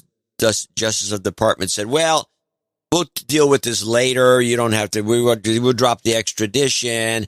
We're friends with China now. We don't have that crappy Trump anymore. Wait, is there someone on record saying something to that effect? I'm saying I'm doing an Adam Schiff, gotcha. I'm telling you what they were saying behind closed doors. It's not recorded. And so they said, well, what are we going to do? Let's send her back. This is a goodwill gesture to China because we need their goods and services. And so we'll send her back. Immediately after claiming that she was held hostage, they released the 2 Canadians. Immediately, like 2 hours later, boom, the Canadians are back. So that was a scam. And now everybody's happy. Meng is back home, and she'll go back and forth to Canada again, I'm sure, at least while Biden's in office, because there's Biden's So what was the catalyst for this? It's just time to be nicer to China? Out of the blue? I don't think so. Mm-hmm. I know exactly what happened. Okay, tell me. Meng bought a whole bunch of Hunter Biden's art. And with that, I'd like to thank you for your courage and say in the morning to you, the man who put the C in the coof down under, ladies and gentlemen, Mr. John C. Dvorak. And in the morning to you, Mr. Adam Curry, who apparently works on bits. And in the morning, all ships, sea boots on the ground, feet in the air, subs in the water, names and ice out there. And in the morning to the trolls in the troll room who know I've been working on bits for many, many years. It's a comedy show, people. Get over it already. The trolls are in the troll room at trollroom.io. That's where they hang out. Let's just get right to it. Let's do a little troll count today. See how many of these nutty oozing Whoa! 2298, almost 2,300. Almost 2,300. Too shy of 2,300 trolls. Good trolls. Good good to have you here. Nice. You can find them and join them at trollroom.io. It's live, completely live. We do the show live. And then it's live. And then people can troll along right there in the troll room. It's actually a lot of fun. And at the same time, you're listening to No Agenda Stream, noagendastream.com, No Agenda Global Radio. We're 24/7. There's always something going on. It's all talk, no commercials, definitely no agenda. Noagendastream.com and trollroom.io. You can follow John and myself and tens of thousands of producers around Gitmo Nation on noagendasocial.com. Are you Morse coding again? That's the Morse code thing. It does sound like Morse code. You can follow him if you want to hear that at John C. Dvorak at noagendasocial.com. I'm Adam at noagendasocial.com. You can't sign up for noagendasocial.com anymore because this is meant to be a distributed system. That's how the Fediverse works. There are thousands of servers you can join, or you can set one up yourself. You can put it together yourself. It's open source, or for $5 a month, you can set one up. Follow us. The rest will all flow in automatically. And let us thank the artist for episode 1384. This was Code Red. Code Red, everybody. It's Code Red.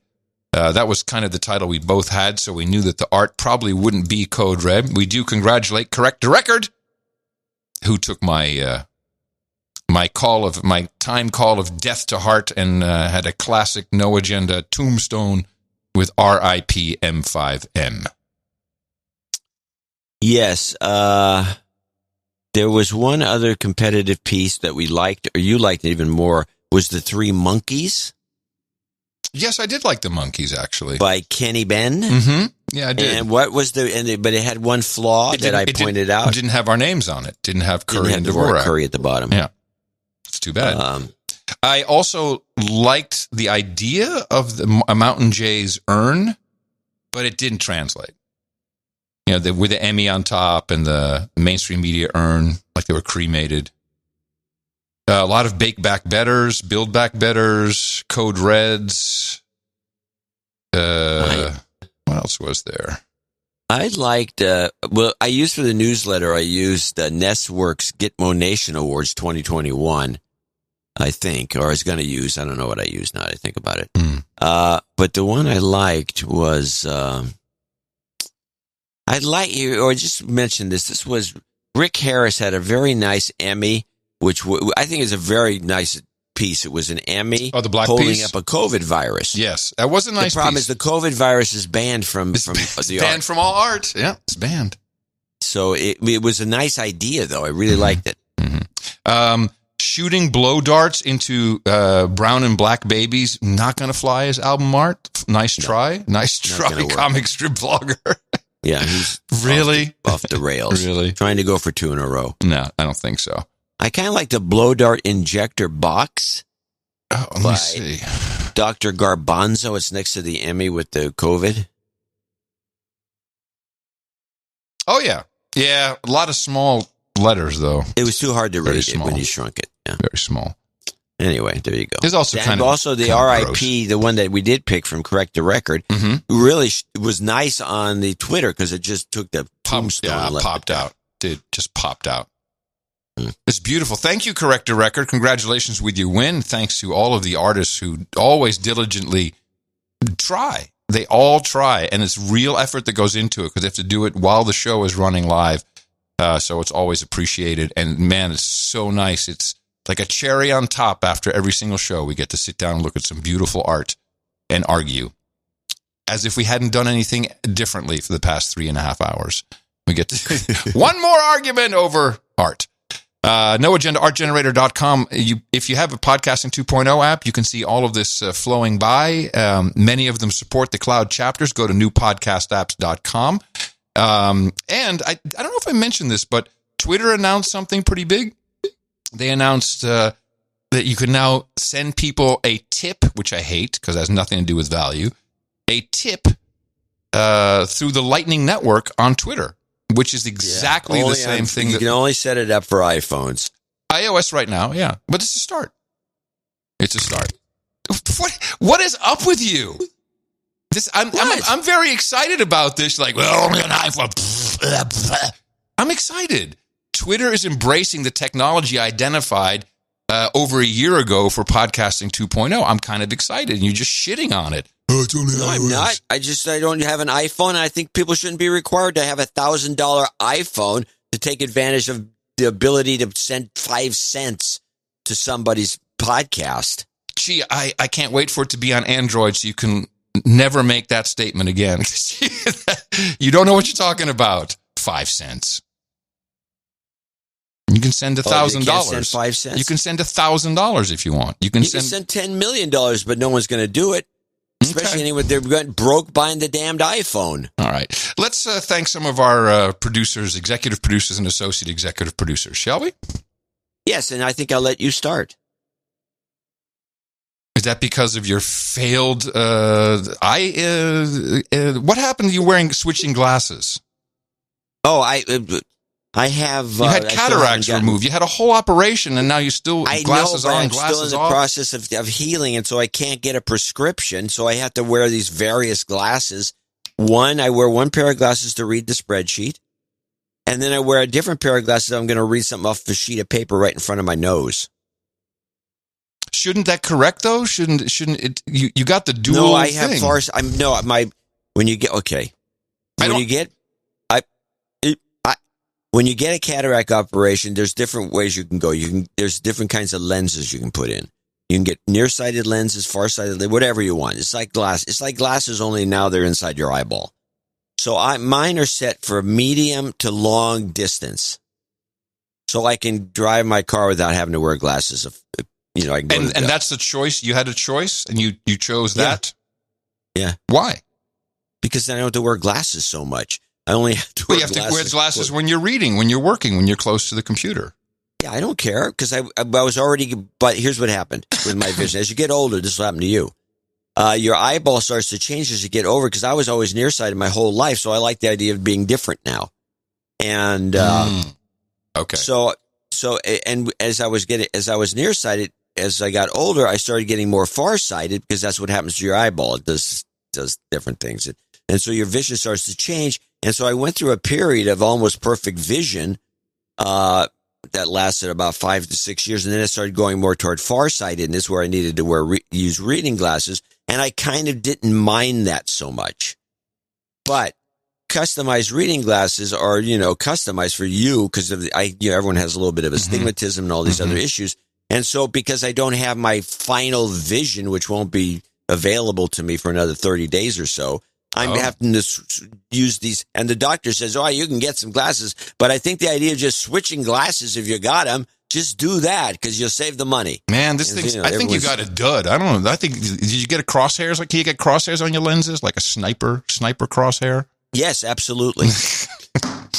Gail? You can also you can get the ones I didn't get because they're too expensive, is you get the lens goes in, it's got a little Wi-Fi camera. And then you can broadcast whatever you're seeing to the spies in the nearby rooms. In the morning, Crackpot and Buzzkill says Gail Ebert, who sends in a whopping $2,926 and says this is a long overdue donation, and it comes to you from our entire family. We all listen to the best podcast in the universe, and we're grateful for the work you do to eviscerate the M5M on an ongoing basis. I originally hit my sizzling, sensational, supportive husband, Chris, in the mouth about 2 years ago. However, I did not listen to the show at the time. I read about No Agenda on a subreddit, I think, and knew that he might be interested in it because of the content, and he's familiar with both of you. I just wanted to do yard work, listen to my Rush Pandora station, as I felt my amygdala was nicely sized. Thank you so much. Well, hallelujah. Chris persistently hit me in the mouth, knowing that what he was hearing on the podcast was the same things that I had been yammering about in his ear for almost 25 years, and we never had a fight. Listening to the No Agenda podcast has kept us centered and sane, and we cannot overstate how much it has meant to hit our two human resources in the mouth. Both are wise beyond their young years and inspire us daily with their courage in the face of relentless pressure to conform and shut up. And with that, we respectfully ask for a family dedouching. You've been dedouched. The family that no agendas together stays together. Our donation accounting is as follows. $1,000 from Chris, $1,000 from Gail, $926 to be split between the executive producers Sam and John on their quest for knighthoods. Why 2926? Well, Insta Night and Insta Day became a goal, but the 926 is even more important. 926 is the anniversary of the heart attack that almost took me out and away from my beloved family 8 years ago. Thankfully, I survived to be with them and to eventually find the No Agenda community, and I'm grateful for the bonus years and the bonus family. Special shout out to Sir Kevin Deals and our friends at the Charlotte Thursday meetup. Meeting all of you has helped us not feel so isolated in the universe, and we look forward to joining you in Charlotte whenever we can. Also, we're hoping to organize a fall Greenville, Spartanburg, South Carolina meetup, so stay tuned and be sure to check noagendameetups.com. Upstate, No Agenda listeners, for the roundtable, Chris would like to be known as Sir Spiffy, would like to be known as Dame Look, in honor of John C. Dvorak. Chris is requesting meatloaf, mashed potatoes, and Miller Lite, and as a nod to my dual statehood of Texas and South Carolina, I would like to request Texas sheet cake and shrimp and grits. Perhaps John, you could suggest a nice Beaujolais. From our family to yours, thank you for your courage. It's an honor to be a part of the No Agenda community. Do you have a Beaujolais to recommend, eh? Well, there's a lot of good Beaujolais out there, but I'll tell you, there's one winery that you don't see it too often, but it does float around. It's called Durdilly, Durdilly, and they make a Beaujolais, especially, and even their cheap ones are surprisingly Beaujolais-y. Okay. And I would say, I hate to say any cru Beaujolais usually is pretty good. Well, how about the Durdilly? We'll just do the Durdilly. Is that good? Yeah, get a Durdilly. Okay, Durdilly Beaujolais. Yeah, beautiful. And there was no jingles, no karma, as far as I could tell. So, but I'm gonna give him one anyway because holy crap! You've got karma. What a family! Thank you. Looking forward to seeing you, y'all. Yeah, no jingles, no karma. It's okay. We gave it to you anyway. Gail, Chris, Sam, and John Ebert, Spartanburg, South Carolina. Thank you for your courage. Next guy is Sir Scott Littler in Nashville, Tennessee, who donated $2,071, which is a nice donation. And he's in Nashville. And at the bottom of this note it says, couldn't fit note, see PDF. There's nothing. The PDFs are the two notes I have here. And neither one of them are from him. That whole PDF is him. The whole PDF is him. The 2-page PDF. It is? Yes. In fact, I love how it always says, I'm trying not to write War and Peace here. Yeah. You don't see it? Wait a minute. The whole PDF number 1, or at least the way I have it. There's one PDF literally titled Scott Littler. -note.pdf. I didn't see that PDF. Mm-hmm. I'll start reading while you open it up. In the morning, gents, sometime in 2009. Okay. We're not going to read it. No, we're not going to read the whole thing. No. That's the point. That's what I wanted to know. Yeah. Well, why don't you look at the PDF so you can exclaim how long it is while I'm reading it. Sometime in 2009, I followed JCD from that Petaluma-based podcast to a new show with the big-haired VJ, and life has never been the same. They live, and I've got the glasses. I've been thinking about catching up on my contributions to the best podcast in the universe for a few months. I pledged $5 a show sometime in 2017, and my last donation was in August 2018. 2 Thursdays ago, the 19th, it came to my mind that today is a great time to up my knighthood to a barony. I've sent a donation for my 50th birthday today for 2071, which pulls in my birth year and covers my pledge well into 2022. May I be the Baron of 2 geographically distant but connected by me territories? I'd like to be the Baron of Mad River Township and Nash Vegas. I see no issue, why not? In the past 22 years, I've connected my 2 homes through innumerable 385-mile drives between the home of my birth and future life, Mad River Township, and my 20-year residence in Nashville, Tennessee. Is how I tag it. If the Peerage Committee is feeling particularly cranky today, I'd prefer Mad River Township and can leave Nash Vegas to the puking tourists and California and Canadian refugees, if so adjudged. And then he literally says, I'm working, editing hard to not be a War and Peace. However, might I make a few book recommendations for my No Agenda family in the spirit of who controls the past controls the future?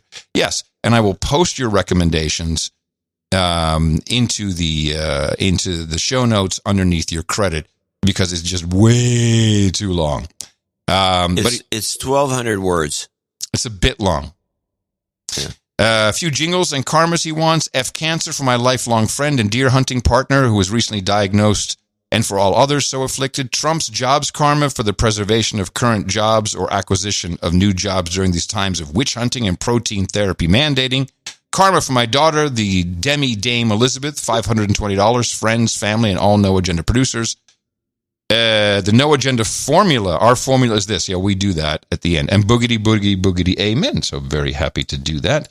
I'll give you the hardcore version of the jobs karma after we hit the F cancer.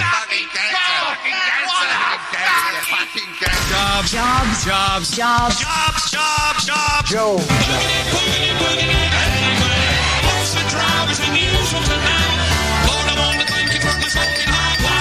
You've got karma. Much appreciated, Scott. Much appreciated. Little shorter on the notes. Everybody, everybody. Example. Everybody. I'm going to give you an example of a good note. This is a $1,000 note from Sir Mississippi, and he writes, "Sir Mississippi James, I really go by. I have the time and talents, but I haven't really heard or seen how they fit into your program. I'll figure it out. So I'm giving more treasure. I really appreciate the show. Pick my jingles, Jay." That's it.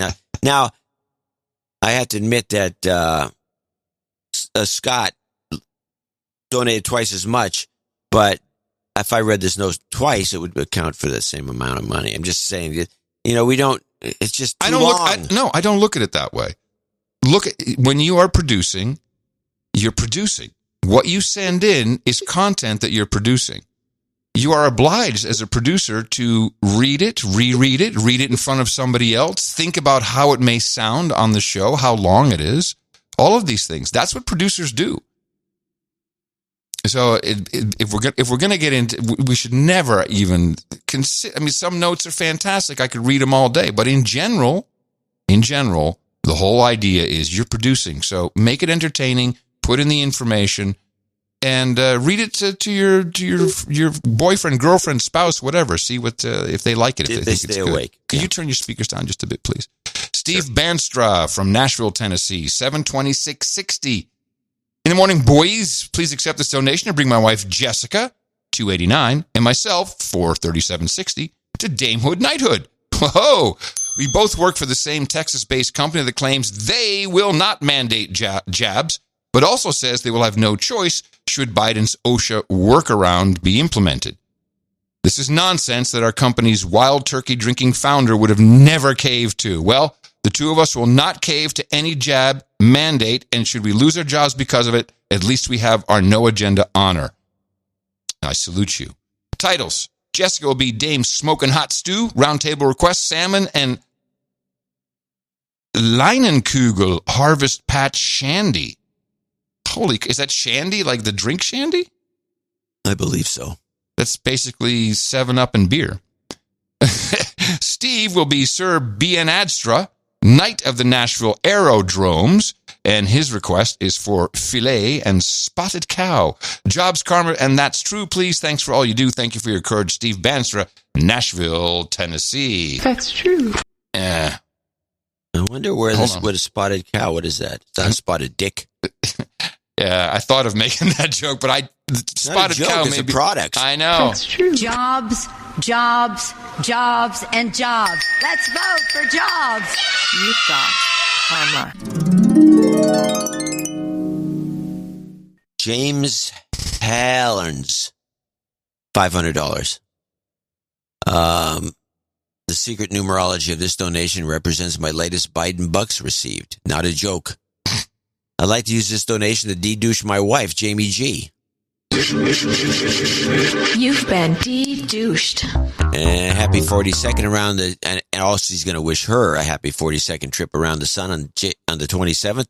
She is the mother to our let me read this right. 3 3-year-old human resources. Whoa. Yes, triplets. That's not a family. That's a Taliban tribe. 3 years old, She's man. one badass mama bear. Woof. Do you have one of those just three across strollers? Well, they're 3 years old. They're walking now. It's even worse. Well, I wonder if you had the stroller, because that's when you get to see the guy with the stroller with those three across, and you just look at the guy and you go, poor fucker. If you could throw her some job karma, as we just had our Amazon DSP business abruptly terminated by Amazon F. Bezos. What's the DSP business, you think? Digital signal processing is what it means the to one me, I mean. but I don't know what. I don't know what DSP is. I don't know, something else, I'm sure. Also, if any producers are interested in Native American art, my in-laws run a gallery out of South Arizona. Check it out, NavajoRug.com. Hey, I'm in the market. Well, I know what DSP is now. All of a sudden, Bleib sicher. I think DSP is digital screen printing. Maybe. Let's see if DSP pops up. Digital screen. Yes, digital screen printing machine. There you go. That's probably what it is. So why would they drop him? Well, because Bezos probably saw how successful they were and decided to go do it himself. Isn't that their model? That's their model, man. Hello. Shitty ass model. www.Navajorg. JORUG.com. Bleib sicher. Yes, we'll bleib very sicher. Jobs, jobs, jobs, and jobs. Let's vote for jobs. You've got karma. Baron at Large in Bridgewater, New Jersey is on the list with $350. He says, don't mention my name. Okay. Thanks again for all the analysis you two do to keep our heads above the M5M waterline. the Plimsoll line. ITM from Baron at Large. Okay. In the morning to you. Richard Adams from Orem, Utah, 33370. I'm sure the 70 means something. Thanks for the valuable information you deliver every show. I send clips to friends who are worried. Worried about us, worried about the show, worried about life. I recently sent some to an old friend after she went with her husband to get the jab at Costco. She's not scared of needles and has had her other shots, but as she approached the desk, she felt cold shivers from deep inside. Told her husband she was just going to get what they came to buy. He said, "Are you getting the vaccine?" She replied, "No, never." On the occasion of the sun's 70th trip around me here on Earth, whoa! I've joined the Down with Copernicus Club. Damn, I'll get it eventually. Copernicus. Who was Copernicus? Isn't it Kaepernick? Talking about the football player? Who was Copernicus? Copernicus is the guy who discovered the Earth and the Sun and the relationship of the solar system. Oh, please. Firmament first, crater Earth. I decided to gift myself an executive producership, plus the 70 cents, of course. I've been modestly donating monthly for 7 years. He's got sevens going on here. I like that. Modestly donating for 7 years and finally did the accounting. I found out I'm well past qualifying for baronet, but I'll forgo that honor until I can be a full baron. Please knight me today as Sir Cassavant, Knight of the Big Organ. And since my birthday is Wednesday, September 29th, please add me to the birthday list. For jingles, please play 2 Little Gouriers and some septuagenarian old goat karma. There's so many words to learn today. Richard Adams from Utah, and we'll see you on the podium later on, sir. Yay! Yay! You've got karma. Well, the rugs are not cheap. Sven Semler, I guess, just Semler and Bastrop. Yeah, sounds right. 333.33. After listening without fail since episode 1 and the DSC before that, I stopped at some point in 2020. I just didn't want to hear any news at all for a while. That's what we call Glad to be back. ostrich. No doubt I require a de-douching. You've been de-douched. It's not too much trouble. And it's not. I'd love to hear the No Agenda in the Morning for a balanced and healthy news diet jingle. Okay, Sven. Yes, Sven. Bastrop on the 16th of October. Big meetup right nearby Bastrop. Make sure you come if you can.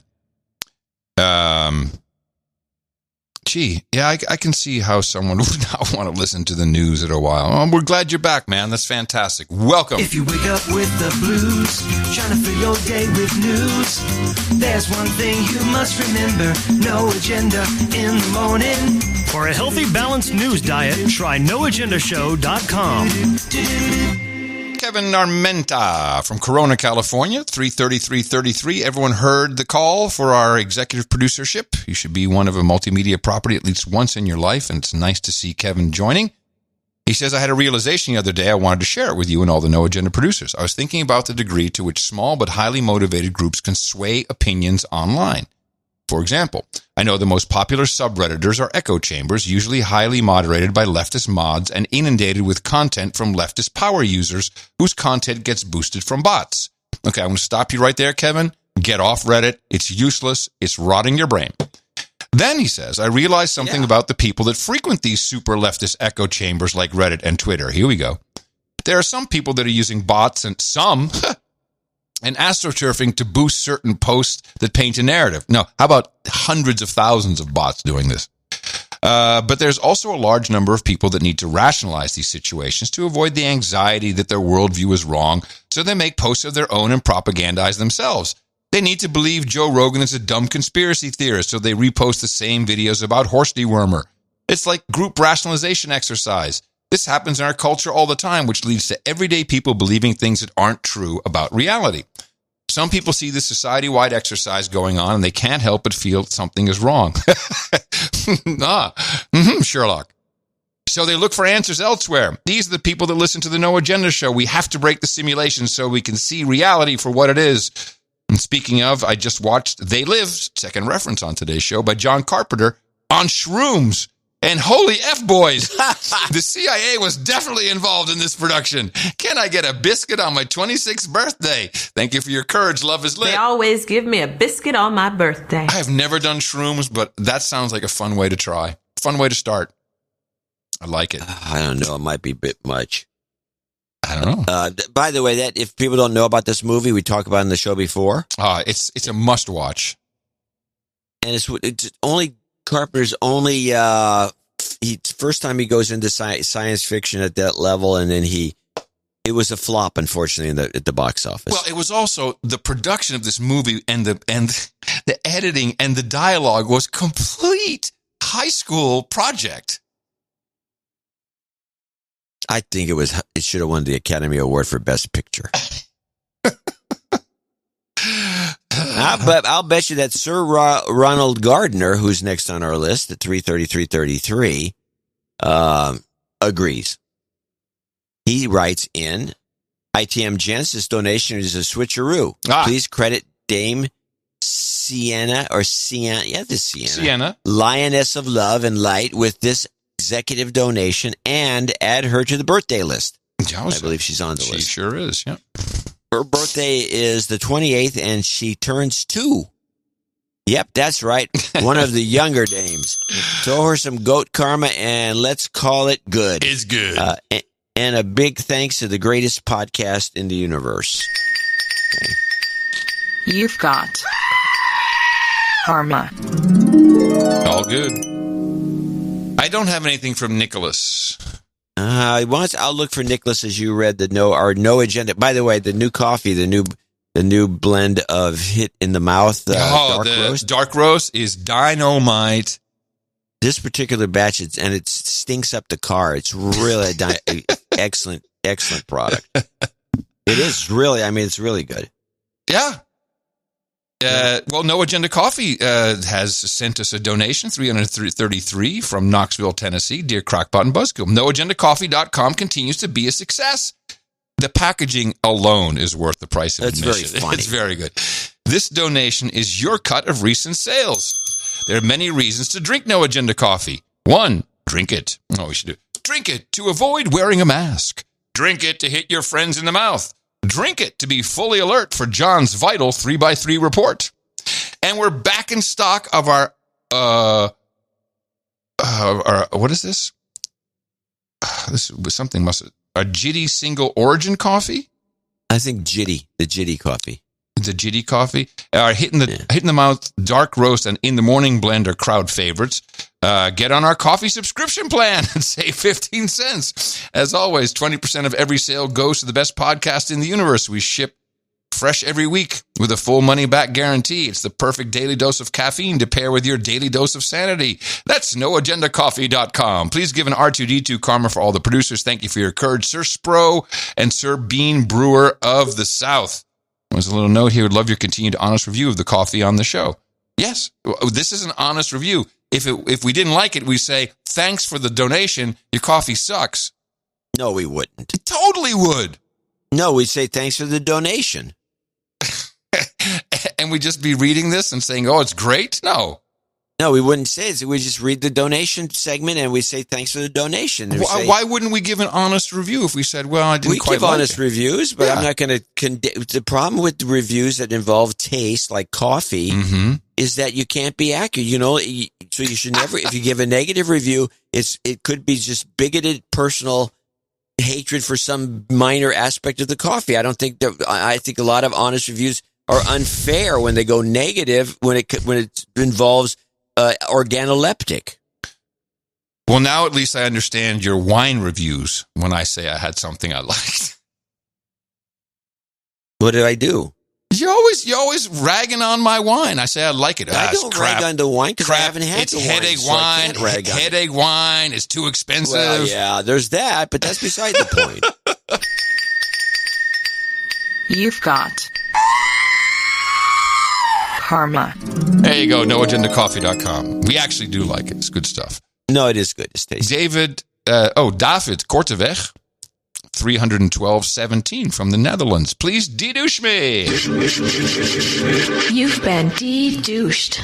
Yes, de-douche me, for I've been sinning twice a week for about 2 years now.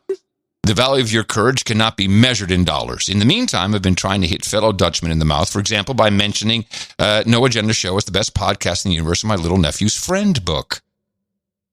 That's kind of creepy. Get them hooked while they're young and fresh.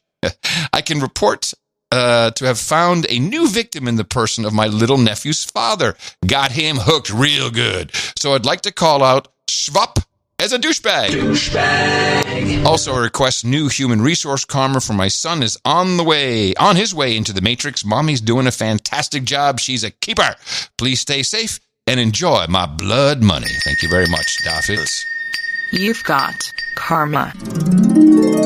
Dame Swagger Prance in Fullerton, 20103. Today, the universe slapped me a reminder to donate. While shopping at my local grocery outlet, bargain market, wearing my No Agenda shirt, I ran into Dame Widow Garrett buying a single origin olive oil that I was not reloading while I was not reloading on Blueberry Cheerios, which is where you get them. So people, don't send me Blueberry Cheerios. I can get them. Just a couple people sent me for some reason. Because the grocery outlet has them. Later, my dinner bill was $33. Indeed, a sign to pony up and not be a hit it and quit it producer post damehood. Yeah, a lot of people are hit it and quit it. That's a good point. Short and sweet, no jingles, just karma for all. 73s. She's a ham. 73s. She goes to grocery outlet. Yeah. She runs into other dames that are at grocery outlet. She's prime marriage material. Yeah, somebody should be scooping her up. 73s, Kilo 5, Alpha, Charlie. Oops, here we go. This is the one you deserve. Your karma. You've got karma. And then final one on the list, Amy Burlingame. Not really. Oh, I'm sorry. Yes, you're right. I almost didn't see. We have, we can do Victor right here. Victor Cutting. Do you have from $200, Scarborough, Ontario? I don't have a note from Victor. I don't have anything, but I'll look while you read the other one. Amy Burlingame, $200 from Bergen, New York. Jingle request, ISIS in America, Sleepy Joe. Oh, we can do those for you. This associate producership goes to, switcheroo, Andrew Fuller. Okay. Andrew Fuller. Got it. Switch done. Who was a douchebag. And, okay, well, he says, must be immediately de-douched before his upcoming surgery. Okay, so I guess douchebag and then de-douche, I guess. You've been de-douched. Please give Andy a big heaping dose of health karma from the Burlingame clan, a family who listens to No Agenda together, survives the freedom-sucking state of New York together. We love you, Andy. Bye. Thank you for your courage. Jacob Burlingame. Of course, we got all that for you. Sheepido, sheepido, sheepido, sheepido, sheepido. ISIS. We will follow them to the gates of hell. ISIS. You've got karma. And last is Victor Cutting from Ontario, Canada. And let me look. He's not. I don't have a note from him under Victor Cutting. But let me just see if there's any late donation notes that came in, because sometimes people come in after midnight with these things, and we'll see. And the answer is no. The answer is still loading because there's thousands of these. Okay. Well, I do have a make good while you're doing that. Yeah, do that. So let me get this here. This is from Tori the answer Smith. To my question, by the way, is no. There's no note here with the name or with the title or subject line donation, which is what you want to do if you want to get read. And please consider copying your notes to notes@noagendashow.net. Tori Smith. I make good. Somehow my note didn't make it for my donation of $3.33 on last Sunday's show, episode 1383. I'm Tori, not Tony Smith from Colorado Springs. Been listening since 2011 and never donated. My smoking hot wife, Jackie, finally got me to take the leap after reminding me to donate every time we saw the number 33 since I hit her in the mouth last year. We hope you never find an exit strategy. Love is lit. Jingle requests. Mariachi Obama, no. Al Sharpton, resisting much. And patriotic baby making karma. But resist we much. We must and we will much about that be committed. Okay, you know what? No.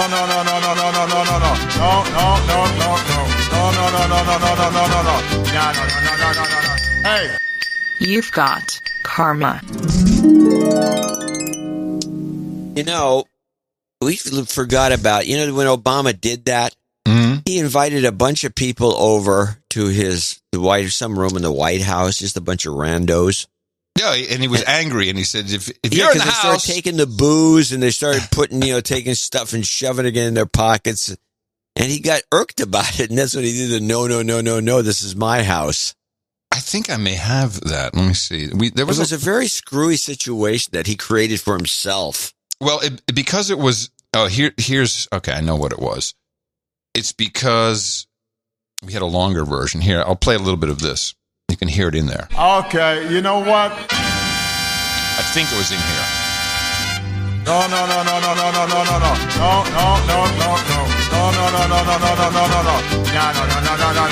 Hey, no. It's the same thing, apparently. No, it was a different jingle. You can go in the house, drinking the booze. Oh, what was that one? Come on, trolls. It was a great jingle. It's been too long, man. Up in the house. Oh, too much crap in my head. And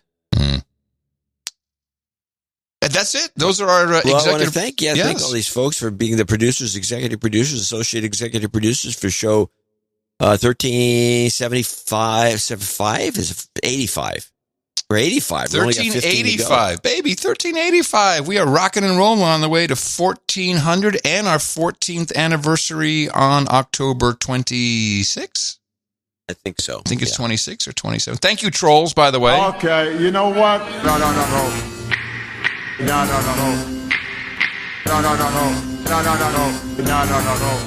What? Listen, you're in my house, drinking the booze. No. It was even better. I remember the media at the time had this news story. Obama was heckled, and he definitely took care of it. And then we went and watched C-SPAN. It was 25 minutes of him doing that, and the heckler not stopping, and people trying to get the heckler out. And then he went into, "You're in my house, drinking all the booze. Get out, behave, baby." Yeah, it was pretty funny. I just remember it was a fiasco. Yeah, well, nicely covered up, though. Nicely covered. Of course, that's what you do. Thank you to our executive producers and associate executive producers. This is incredibly important what you do. And wow, have you guys supported the show. Thank you. Remember to produce your notes. Produce them like a producer as well. It's just as important. We ask for 3 things: your time, your talent, your treasure. Any one of them is good. All 3 is even better. If you'd like to become an executive producer or associate, or just learn how to support the show, go to this webpage. Dvorak.org/NA. And thank you all for professionally producing episode 1385 of the No Agenda Show. Our formula is this. We go out, we hit people in the mouth. Order! Order! Shut up, slave! Shut up, slave. I read the NDAA, the National Defense Authorization Act. It's nothing. It's just the same old rubber stamp. Was anything new in it?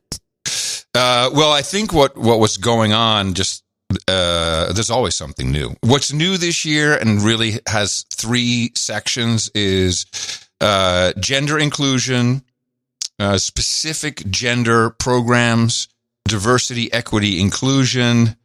They snuck in some red flag laws for confiscating guns. That was nice. But all of that was in the mainstream was kind of covered up by the actress known as Sandy Cortez. She did a great job of grandstanding about this vote, because she made it all about the Iron Dome. Of course, like every year, we fund the Iron Dome in Israel, and she's such a pro-Palestinian that she had to go in and make a big stink and then voted present, because Nancy wouldn't let her vote against. And I think that just that was meant to cover stuff up. In tears. Yeah. Oh, what a phony! This is a phony. Yeah. So I think that was to cover up all the nut job stuff that's in this. But okay, that's how it goes. Kind of. I did a lot of reading, so there was no extra space force stuff or any off-world budgets that I could find, but a lot of social, basically the NDAA environmental social governance version, except for the actual pollution that they make and the people they kill. But hey, we're environmental and socially governed. Oh, it's about time. The wall down by Del Rio in Texas has been really interesting. I do have a bunch of Haiti reports. No, let's do that, and then I'd like to. I got 3 clips from the border. What you got in Haiti? Oh man! First I've got 4 clips, and one of them is the Democracy Now!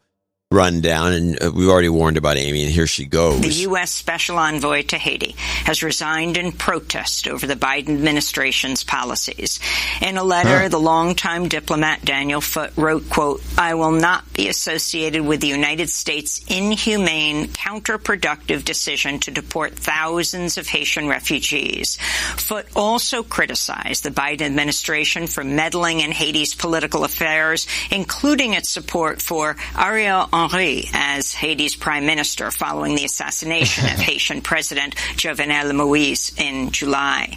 Foote wrote, quote, "The cycle of international political interventions in Haiti has consistently produced catastrophic results."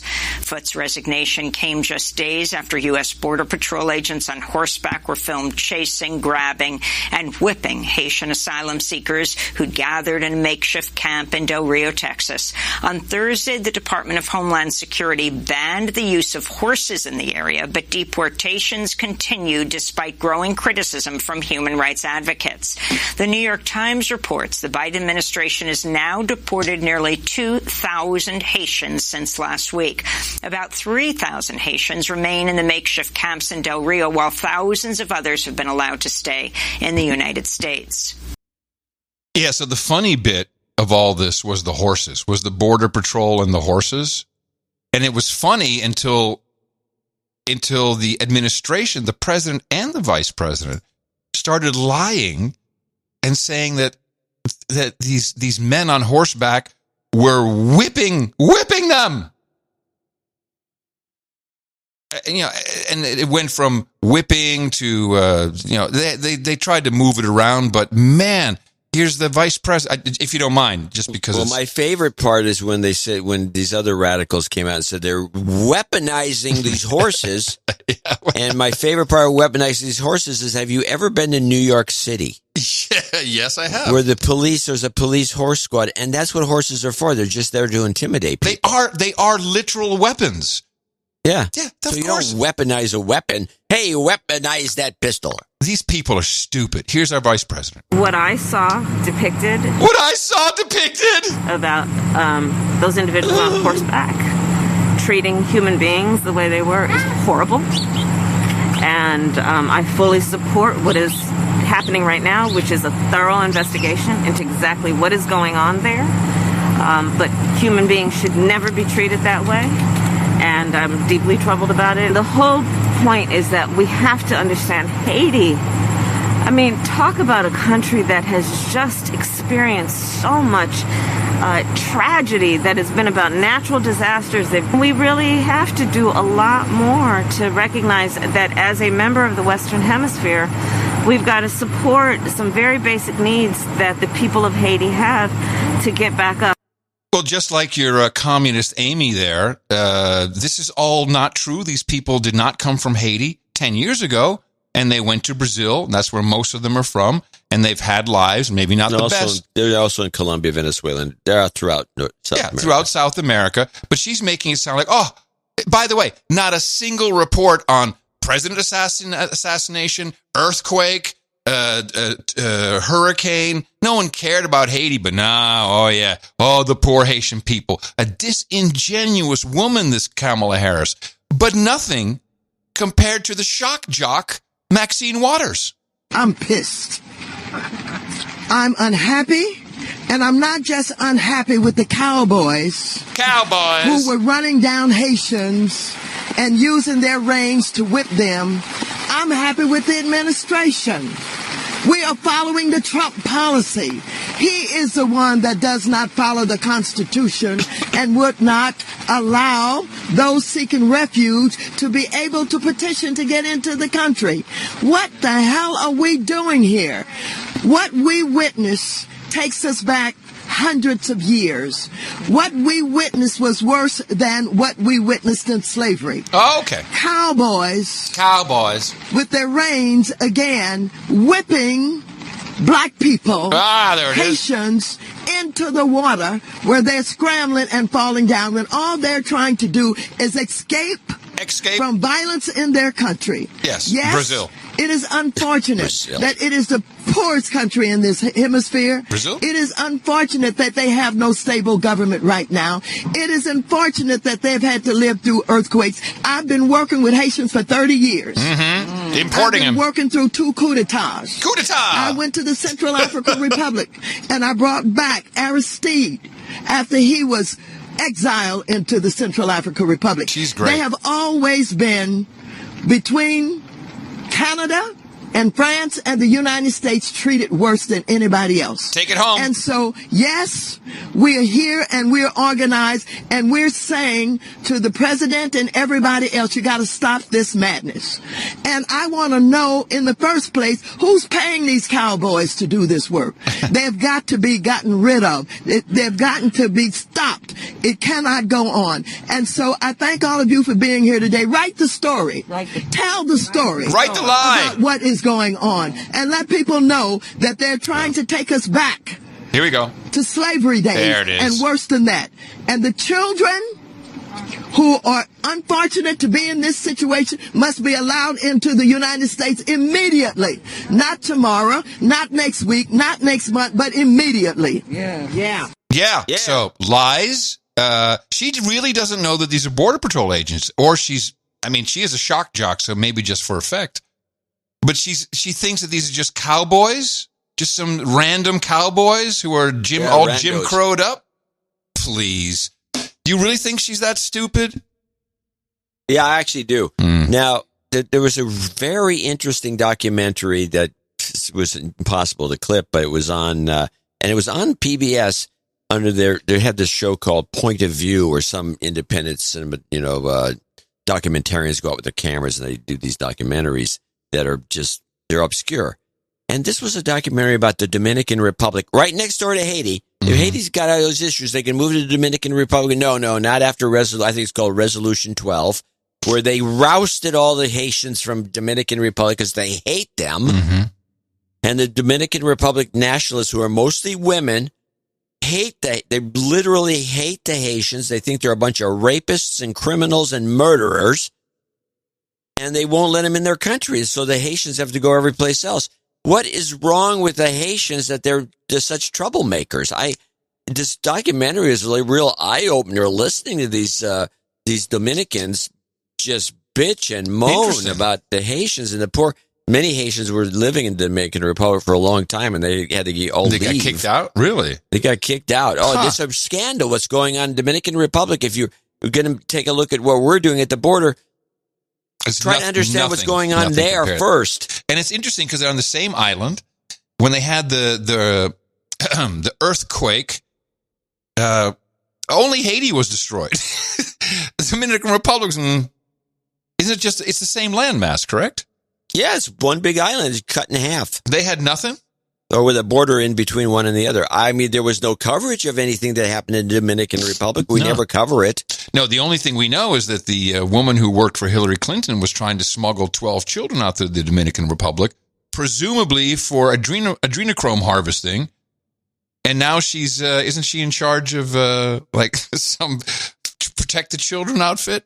I think she's she's a Democrat operative. Yeah. Now let's, I have some clips. I have a contrasting series of clips, so I can just skip the beginning, and we can just jump right to the chase. There was a good foot on the ground report on Fox. Must have been Bill at the border. I don't know who it was actually, but here he is. And I'm not going to play the CBS. Well, actually, let's play the CBS. They're not that long.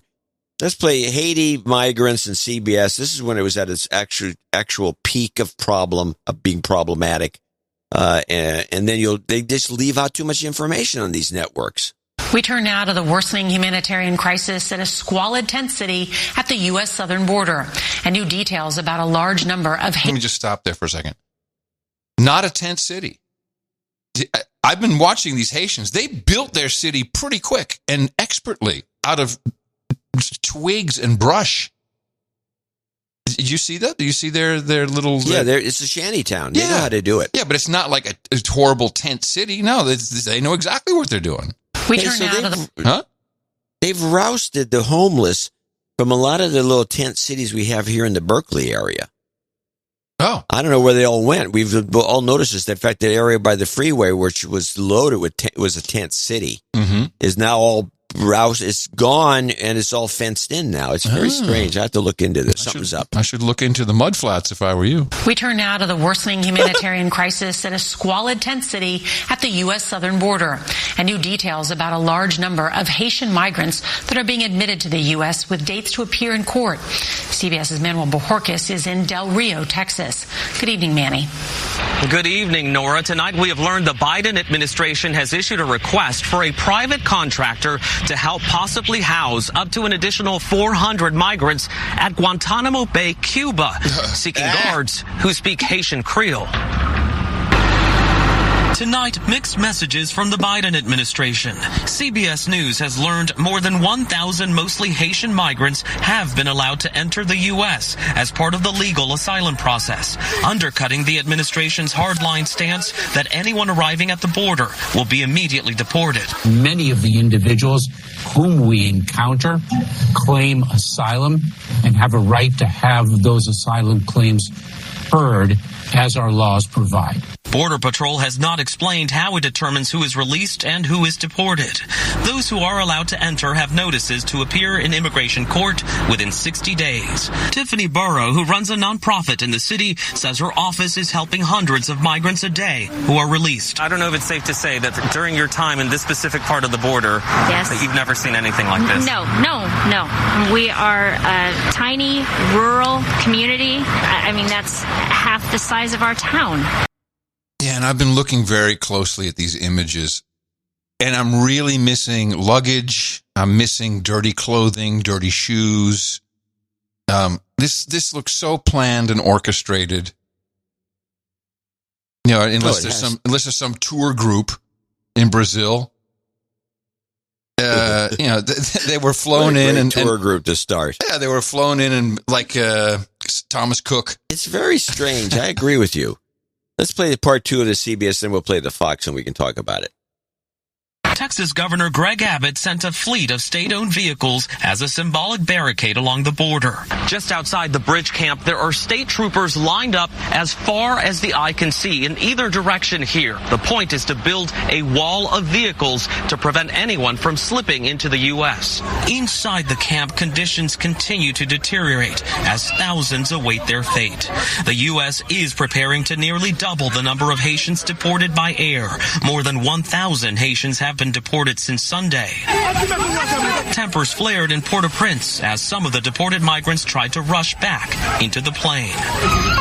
Back at the border, the anxiety over deportation is palpable. These teen girls left Haiti with their family for South America when they were just babies. So you know no one in Haiti. If they deport you, you'll be on the streets. Estarían en las calles, dice. Sí. Officials say the number of migrants still at that bridge camp has dropped dramatically from a height of about 15,000 to now just over 5,000. Nora?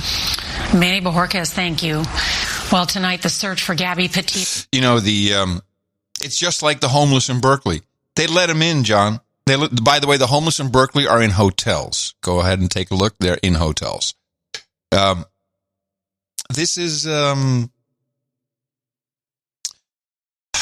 I lost my train.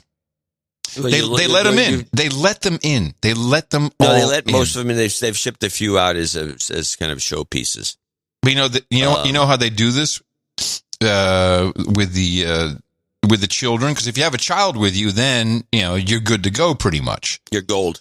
So Al Sharpton came to Texas and went to the border, Del Rio, and I'm sure you've seen some of the heckling. He was heckled. I don't from the believe get-go. this clip to be real.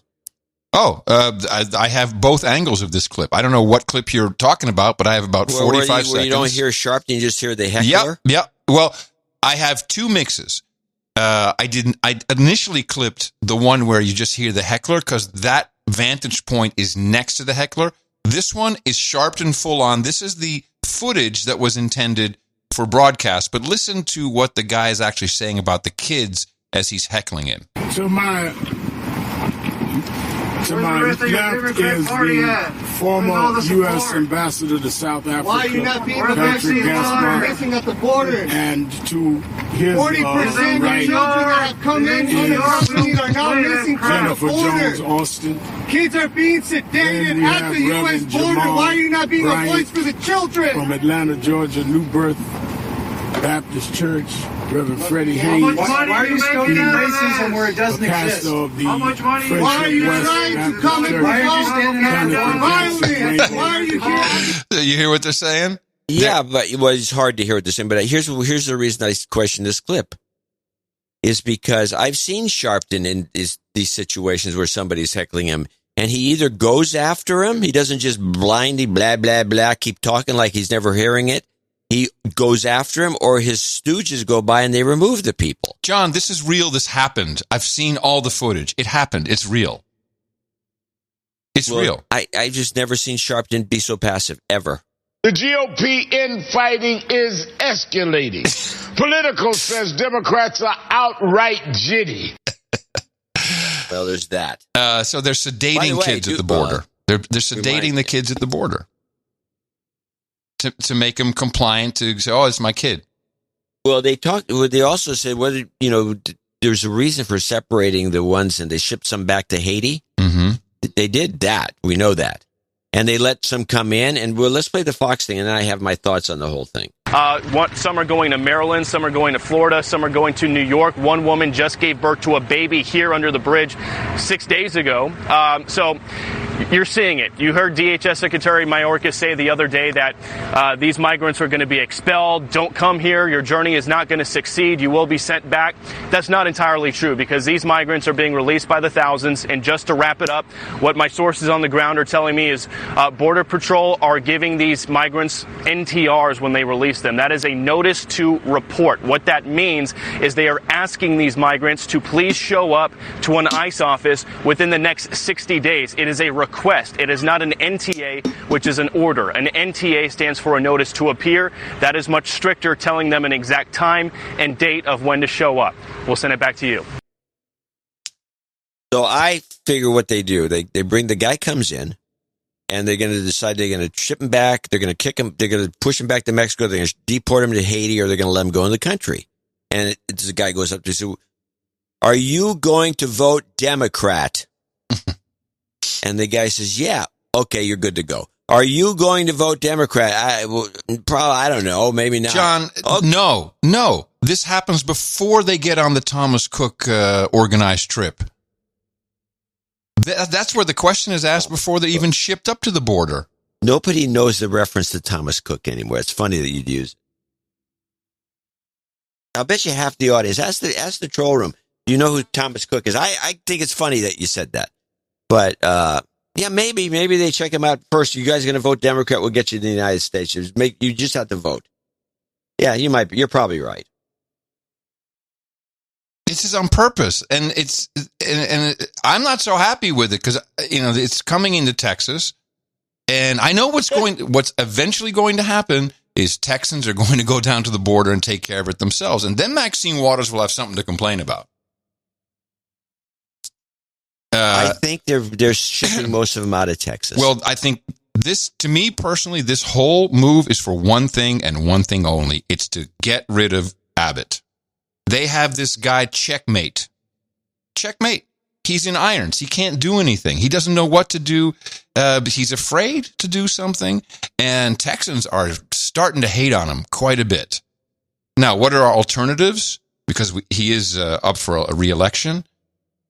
We have on the Republican side, Alan West, who I don't know about him, man. Isn't he a Floridian he's a carpetbagger? Could be. No, I think Alan West has always been a Texas guy, hasn't he? He's talking, and I'll look it up. Well, he's running for. I've seen him. I'm with you. I've never been a fan of Alan West. I think he's smug. Yeah, and he's something creepy about him. There's definitely something creepy. By the way, about he's gone way down from his early days when he was like arrogant.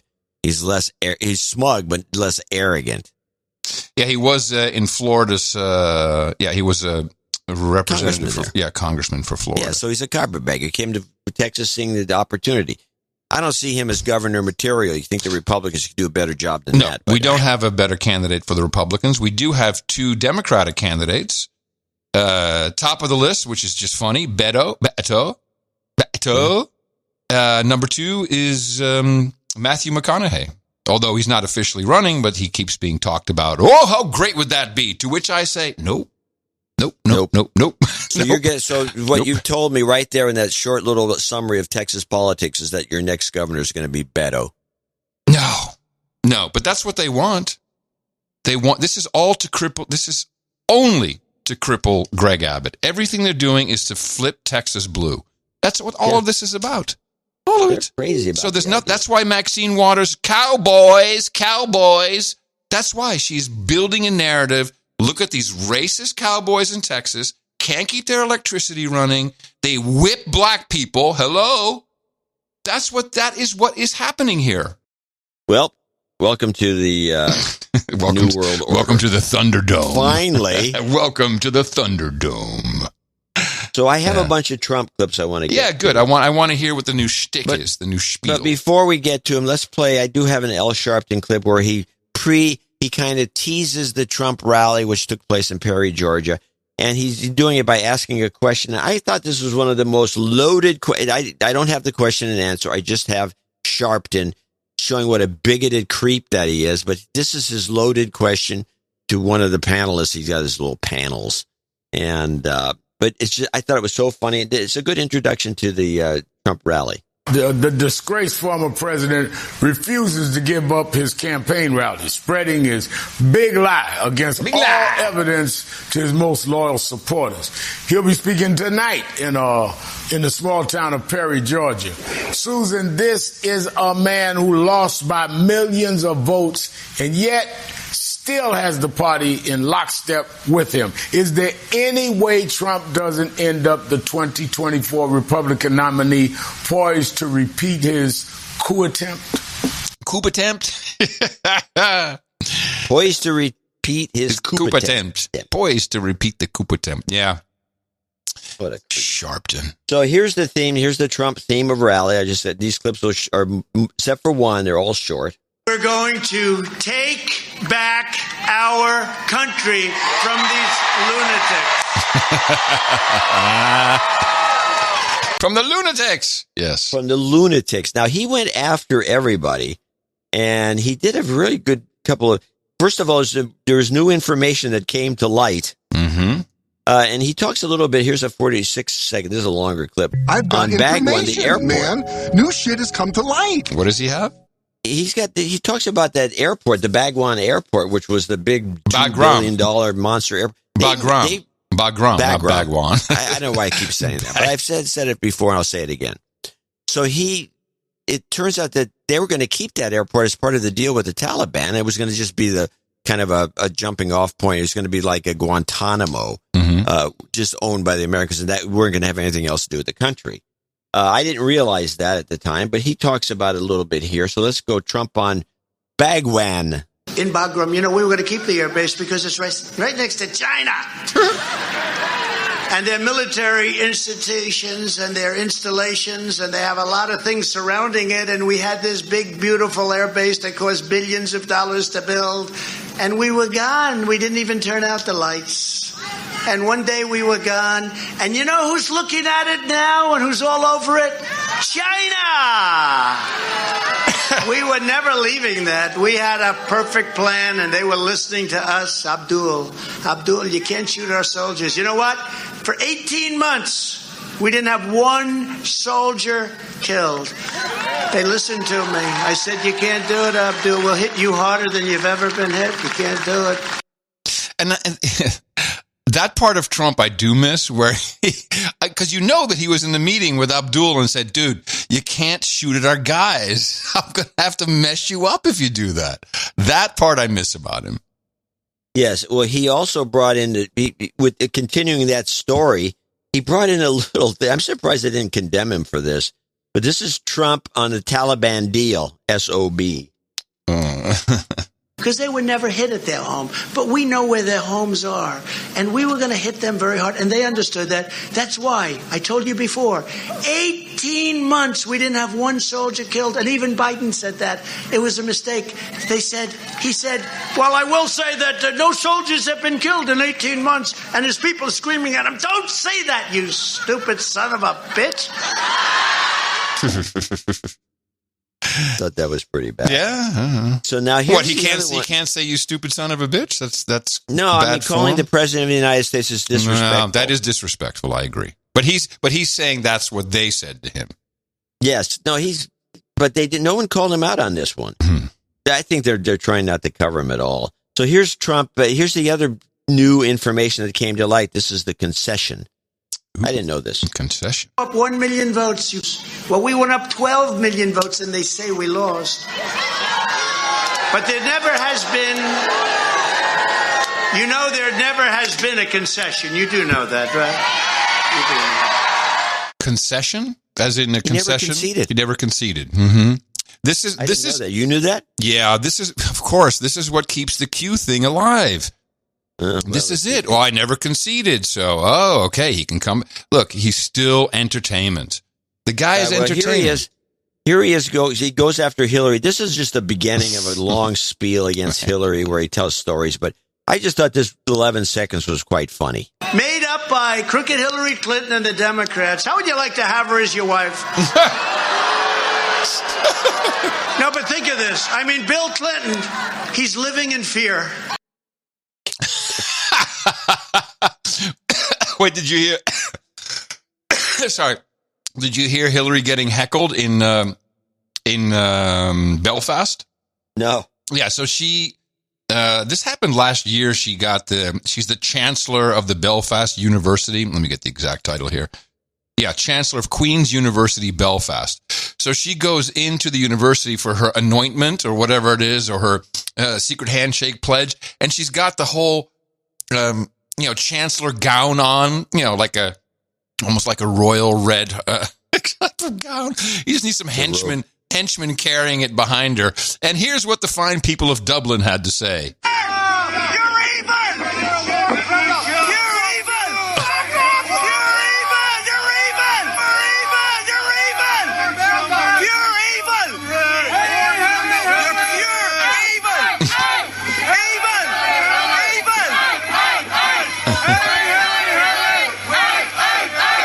Thank you, Dublin. That's how much appreciated. Let her know worldwide she's disliked, please. So this is my last clip, and this is Trump going off on Miley, which we had to expect. But and then he takes it a little longer and discusses about why we left stuff behind when we shouldn't have or didn't need to, and all the rest of it. But this is the Trump on Miley. Millie said to me one time, I'll never forget it, "Sir, it's more expensive. It's more expensive, sir, to take the equipment than to leave it." I said, "Really? You mean you have a $10 million tank? You put it on a plane and that's more expensive than leaving it?" He said, "It's more expensive." And I never forgot that statement because that's probably the first time I realized that he was stupid. But you know what I did say? I said, "So we have brand new aircraft just out of the factory, and it's sitting on the runways, and our soldiers are fleeing and surrendering to guys with knives." Good fighters, by the way, but guys with knives that I got along with very well. They understood they're not going to screw around. I almost used the F word. And it would have been more effective if I did, but they would have... He used a horrible word, so I didn't do it. Remember, I didn't do it. It would have been so much more effective if I used the word. I see, I get tired of this. Maybe later on. But with Millie and with all these people, they flee. I said, why wouldn't you have brought in 200 pilots? 200, we have the best pilots in the world. We have the best soldiers in the world. We have the best military in the world. I rebuilt the military. Space Force, don't forget Space Force. I rebuilt. So why wouldn't you bring over real fast? First of all, you shouldn't have left anything behind. So I don't even like this idea. But assuming they really wanted to leave it behind because they're stupid, why wouldn't you bring over 200 pilots? Just take the planes and fly them to Pakistan. And then you bring them over, or fly them to some other country of which we give them all so much money that they all treat us well, okay? We get ripped off by everybody. But why wouldn't you fly the planes out? Instead, they leave the planes. And then they said, because they were so embarrassed, because they probably didn't even know what they were doing. They had no idea what they were doing.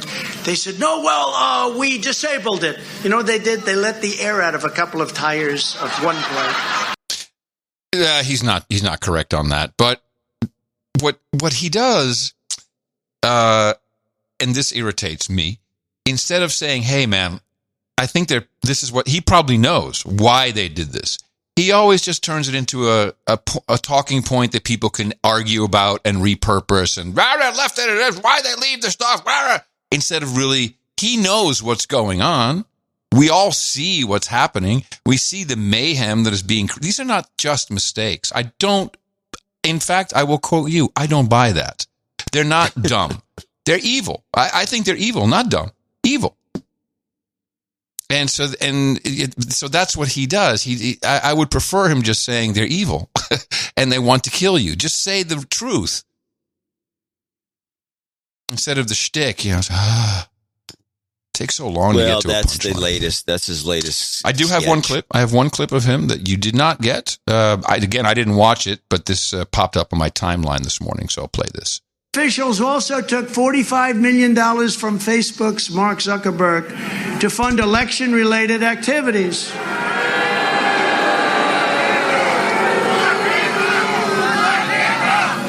Well, they should be looking at that. What is that all about? Lock him up for Zuckerberg. That's new. I think the whole... like it said, fuck Facebook is what it sounded like they were chanting. Oh, no, lock him up. But some of them may have been chanting F Facebook. So I also... Well, before you go off Facebook, you might as well play this clip, which is, again, an Amy clip, but this is Facebook being scrutinized. No. I need to stick with Trump for a second, because this is not about Facebook. Oh, okay. Well, you're just still on Trump. Yeah. I looked at the Maricopa County forensic election audit. In fact, I didn't just look at it, I read the whole thing. And I'd like to give my viewpoint as was expected. As an analyst. The way you got it. Yeah. Yeah, so it's 97 pages, prepared by... it's actually quite a serious group, the Cyber Ninjas. It's a name that would make someone like Rachel Maddow do this incessantly. The Cyber Ninjas. Yep, exactly. Because she has no content. What is interesting is that this immediately, from a leaked version, Trump lost by even more than he... There's no conclusion. This is an audit. There's no conclusion. It's not a count. It's an audit of everything that all the discrepancies they found. Now, here, I'm going to give you my top line review. Both the Democrats and Republicans cheated with ballot shenanigans. The Democrats cheated better, for sure. Yep. For sure they cheat. They both cheated. I mean, they both cheat. There's a bunch of cheaters. These elections stink. So obvious. And we're talking like maybe 4% difference in the cheating. However, when it comes to the Dominion voting machines, and they went through great detail. I mean, first of all, there were over 300,000 ballot images deleted. All the access logs were deleted. They never got access to the router and logs of the router. The machines were completely out of date, had not been updated with software or virus definition since installed in 2019, which, according to the report, the Maricopa County said, well, it would have ruined the certification. That would be true if they had not installed Dominion software after the fact. They were all connected to the internet. One of them had a dual boot drive. These are all things that may or may not have been part of bad faith actors. Regardless, the shit that is going on with these machines and the technology they use is not anything any American should ever want their votes to be a part of, or their voting to be a part of. I mean, we're talking multiple EMS SQL databases that have just, admin access everywhere, the people just hacking stuff in manually. All these machines pretty much compromisable if they weren't already compromised. And there is no conclusion. There's only recommendations of what we need to do. And that would be a very good thing for people to look at and discuss, because, the next election, if this is what it is, this is not okay. The whole technology piece is a mess, as you'd expect. So let's just do paper ballots. Let's just stop with the insanity. At least I'm speaking on behalf of Texas. If you were to tally up all the things, if half of them come true in the favor of Trump, half of them could come true in the favor of Biden, but not on the voting machine. That's purely the county and the state. I would say that Trump definitely had an advantage in the votes. But it's completely moot point, because this report says everybody cheated. Everybody cheated. The only thing that couldn't be cheated on easily was the voting machine.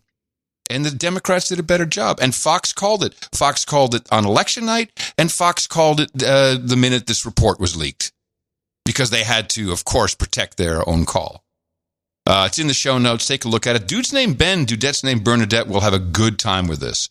If you want to see some people using Microsoft Windows for voting and how probably not to do it. This is the document for you.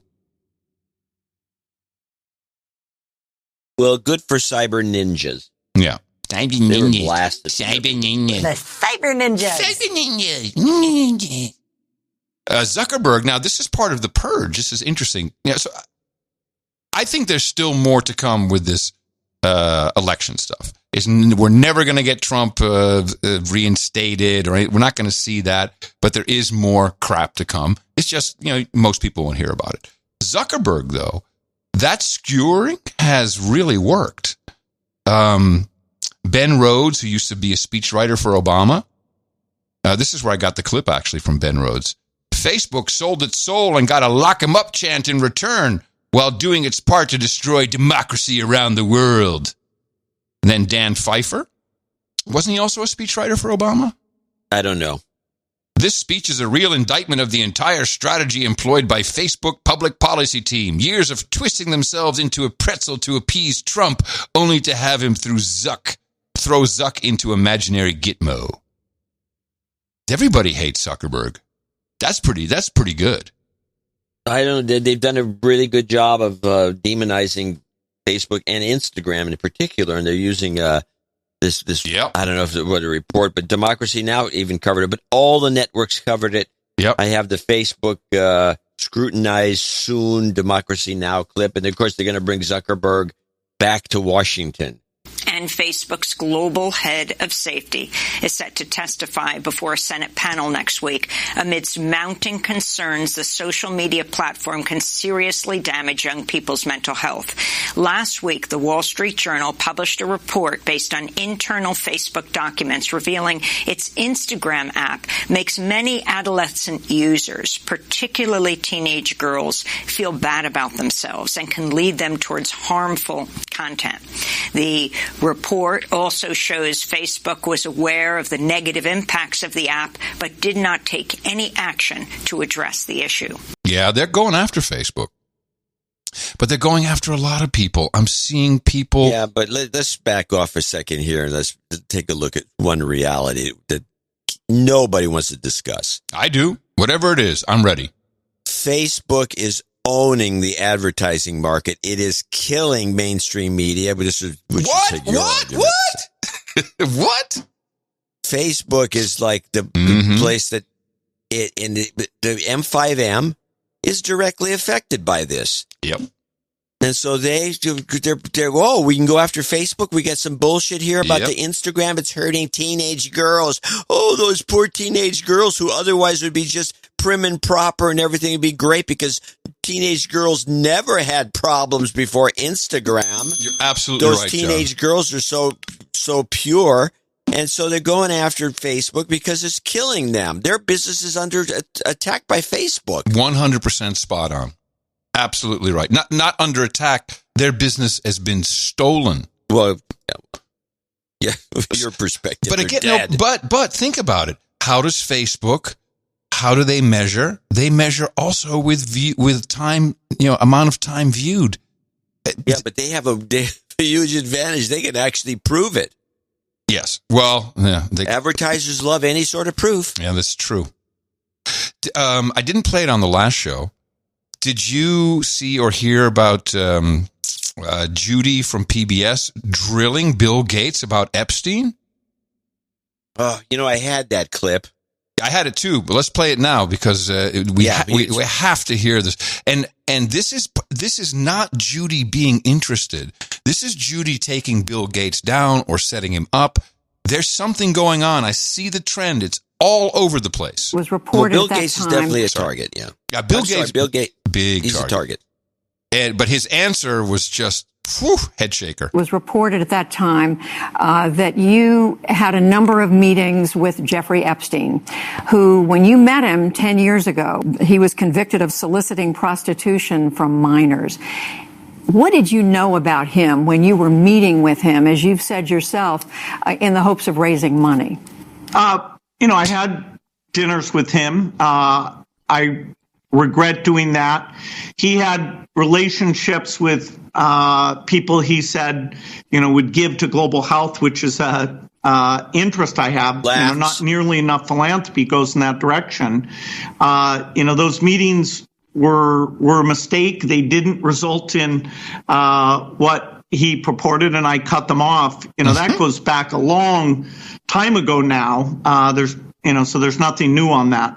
It was reported that you continue to meet with him over several years, and that, in other words, a number of meetings.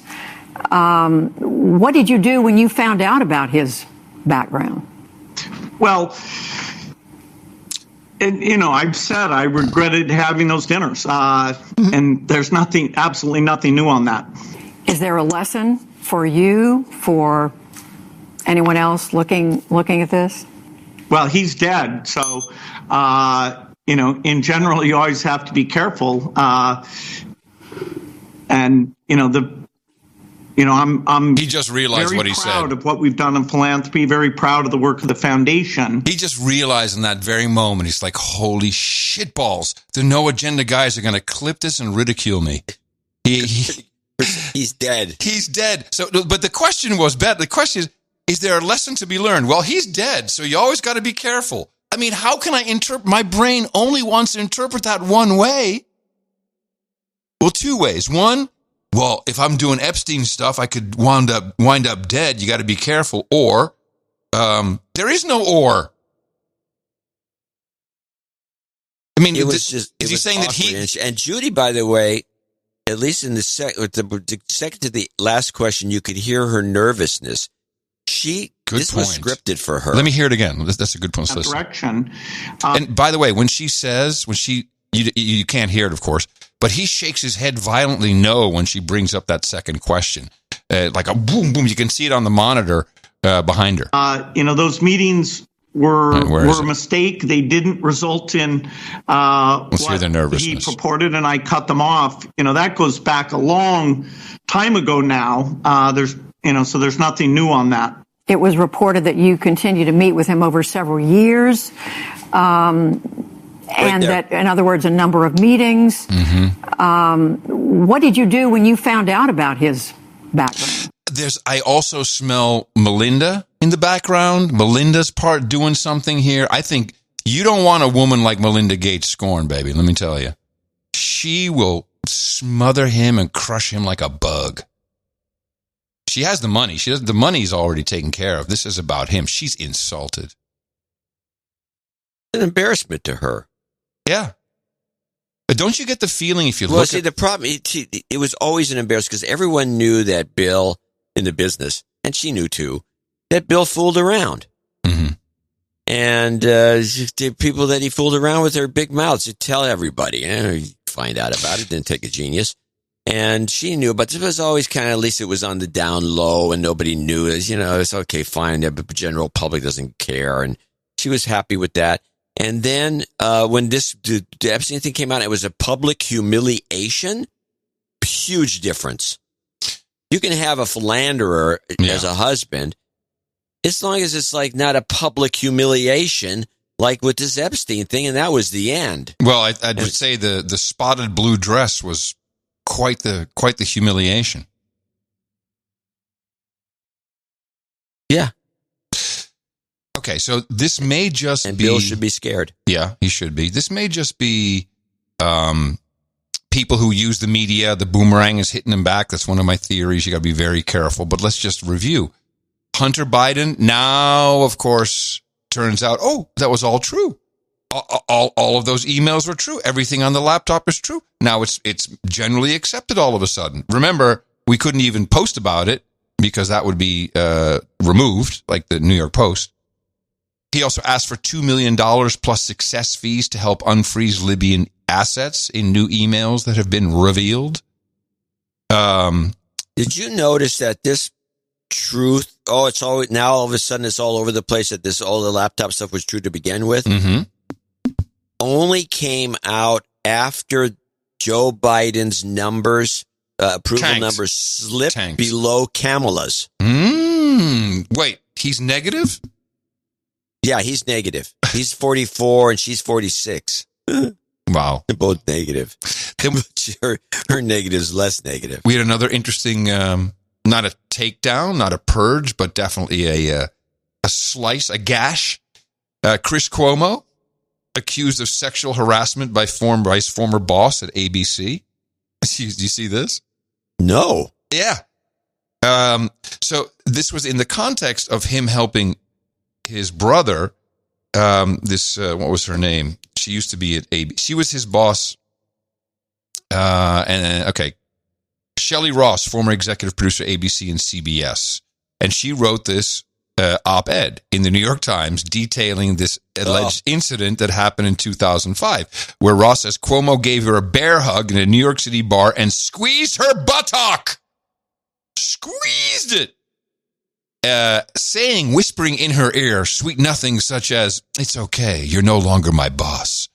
Of course, the woman's husband was sitting right there. He did that was an awkward moment. But she did this because he apologized profusely on email, and it sounded very much like his brother. So what? I'm sorry that if you felt that way. Pretty much it. Yeah. Oh, I'm going to apologize. I'm so I sorry apologize that you feel felt that way. I squoze your ass and it was inappropriate. Yes. I'm sorry you felt it was inappropriate that I was squeezing your buns. Yes. Yeah, good. And then the person who's not getting any heat is the head guy of the Oath Keepers, Stuart Rhodes. And he's only mentioned as person one in all of the indictments for this is Revolver News, by the way, who are doing a good kick-ass job. And they assert that this Stuart Rhodes, who is the leader of the Oath Keepers, since he has not been indicted, he's mentioned everywhere, but not by name in all other indictments. It's purely person one.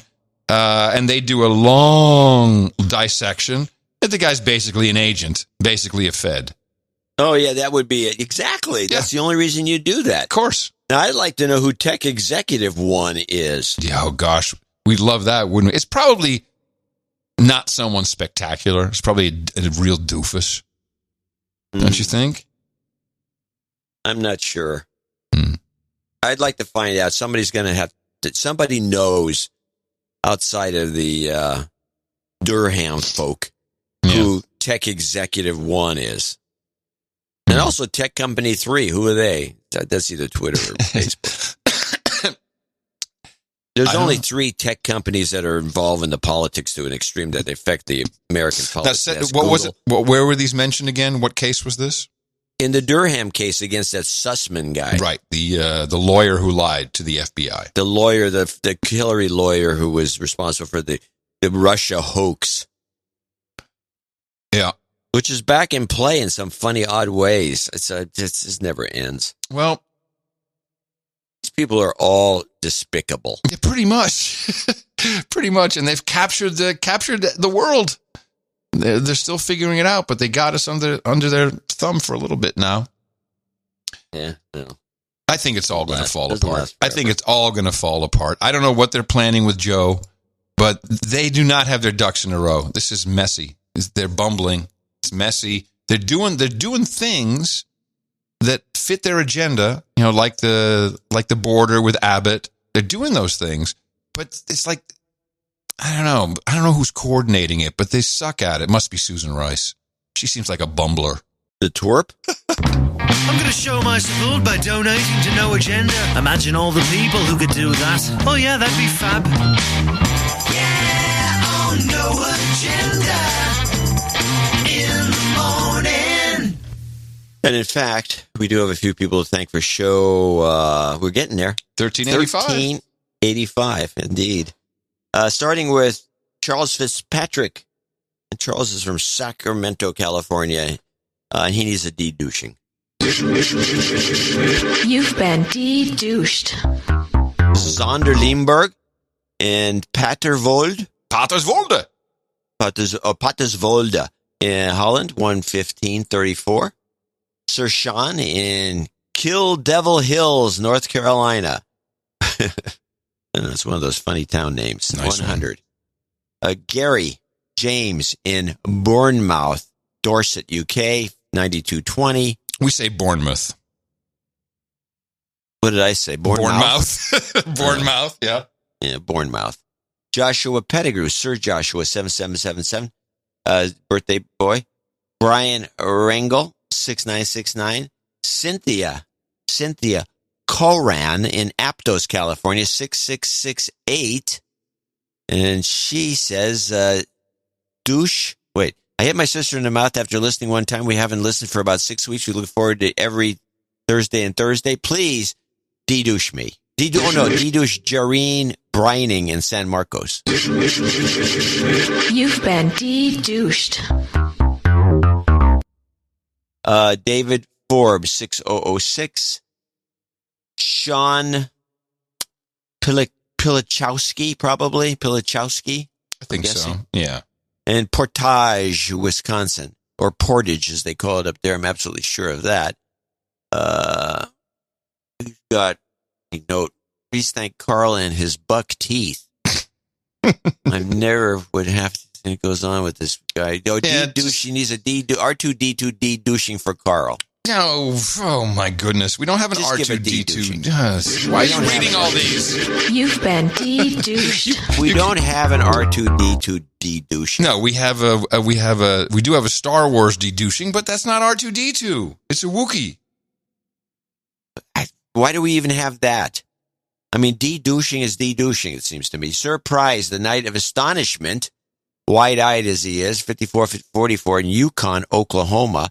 John Gaynor, 5280. Justin Kirk, Royal Oak, Michigan, 5150. Matthew Dropko, Sir Matthew Dropko in Delaware, Ohio, in a birthday donation. He just turned 49. He'll be getting it. That's why he did 5049. Mm-hmm. Danielle Williams in Mount Shasta, California. Where's the water? I got a birthday call out, 5034. Jesus Allen in Austin. Hillary Avis Lee, parts unknown. Birthday list there. No, for Sir Proteus. Birthday for Sir Proteus. Sir Proteus. Shane Morrison in Clark, New Jersey. 50. These are all $50 donors, and we're wrapping it up. Hold on, let me do Christopher Rivera. You have to do Christopher. Yes, he's an upcoming night, so he gets his note read. Nederland, Colorado, $50. I've been a listener since episode 1. Donated off and on in the early years when I could. Have been contributing a steady $50 a month for the past couple of years. Thank you. Wanted to say thank you for keeping us all so well informed and maintaining our properly sized amygdalas. Like Adam, I got out of Austin last year and moved to the mountains of Colorado in a little town called Nederland. Check it out if you haven't heard of it. It looks like Nederland. Now that I'm out west, I'd like my night name to be Sir Wild West Pimp Style. That jingle cracks me up every single time. No special requests for the roundtable. Thank you both very much. Wild West Pimp Style. There you go. We'll see you on the podium in moments, Christopher. And wrap it up with Todd Grubb in Capic, Michigan. Pamela Niemann, I'm guessing. Almost. Nymon. Nymon. IJ is Nymon. It's pronounced. Well, so a little lesson. In Dutch, we have the lange I and the korte I. So the long I is IJ, Nymon, and the korte I is IE. So it would be Niemon. If it was IE instead of IJ. Got it. You're a native last speaker. On our list is Leanne Shipley in Covington, Washington, and that's $50 from her. We want to thank these folks for being our producers for show 1370-85. 1370-85. We're getting towards 1400. Thank you, producers. That was a short list, but man, it was all together feeling good today. And thanks to all of the producers who came in under $50, mainly for, well, not really, a lot of you for reasons of anonymity. I see you, $49.99s, but also subscriptions. We got 33s, 33. We got 30s, 25s, 2021s. We got, man, someone's still doing 2018. I wonder if that's just been going since 2018. I mean, all of these. I'm sure it has. Yeah. That's when it came out. All of these are very much appreciated. Give yourselves a karma. You've got karma. And if you'd like to support us for the next show, go to Dvorak.org/NA. It's your birthday. On No Agenda. good list today. Sir Patrick Coble, Duke of the South, did not congratulate him on the last show. He had his birthday on September 23rd. Of course, he's so humble he would never let us know, but we figured it out and got him on. Brian Rodigger says happy birthday to his voluptuously smoking hot badass wife. She celebrated on the 24th. Matthew Dropko, 49, on the 25th. Yesterday, Brian Tweed, happy birthday to his son Scott Tweed, who was turning 40 or 4, so I guess 40. Sir Scott Littler, 50 today. Kevin Armenta celebrates today. James Hellam says happy birthday to his wife Jamie Jeek, 42 on the 27th. Joshua Pettigrew, 39 on the 27th. Sir Ronald Gardner says happy birthday to Dame Sienna, Lioness of Love and Light. She will turn 2 years old on the 28th. Danielle and Jeff Williams congratulate Rebecca. Mike says happy birthday to his son John Michael Jr., who tunes 4 on the 28th. And finally, Hillary Avice Lee, I think, happy birthday to Sir Proteus, 50 years old on the 28th. Happy birthday from everybody here at the best podcast in the universe. Uh-oh. We got a jam. Title changes, turn and face the slave. Title changes, don't want to be a douchebag. I unjammed the chamber. Not quite sure what was going on there. A couple of title changes. The first one, first title change is Sir Scott Littler, who came in with a fabulous donation. Baron now of Mad River Township, Champaign County in Ohio, and Nash Vegas. And we forgot to officially bestow the title of Viscount on Sir A.J. Rystad on the previous show. And we appreciate him writing and letting us know. And he will be on the list for today. Viscount now of Idaho, Sir A.J. Rystad. Thank you both for your support of the No Agenda Show. Then we have 1, 2, 3, there's 2. We've got 2 dames, and I count 4 knights. This is a big one today, John. Here you go, double ledger. Double ledger it is. Up on the podium, Gail Bear, Christopher Ebert, Jessica Banstra, Steve Banstra, Richard Adams, and Christopher Rivera. All of you have qualified for the round table, the No Agenda Knights and Dames. We're glad to have you here, and I'm proud to pronounceate thee as Dame Look, Sir Spiffy, Dame Smokin' Hot Stew, Sir Bian Adstrad, Knight of the Nashville Aerodromes, Sir Cassavant, Knight of the Big Organ, and Sir Wild West Pimp Style. For you, we've got Hookers and Blow, we got Rent Boys, and Chardonnay. We also have some special requests, which includes Durdilly Beaujolais, Salmon and Leinenkugel Harvest Patch Shandy, Meatloaf, Mashed Potatoes, Miller Lite.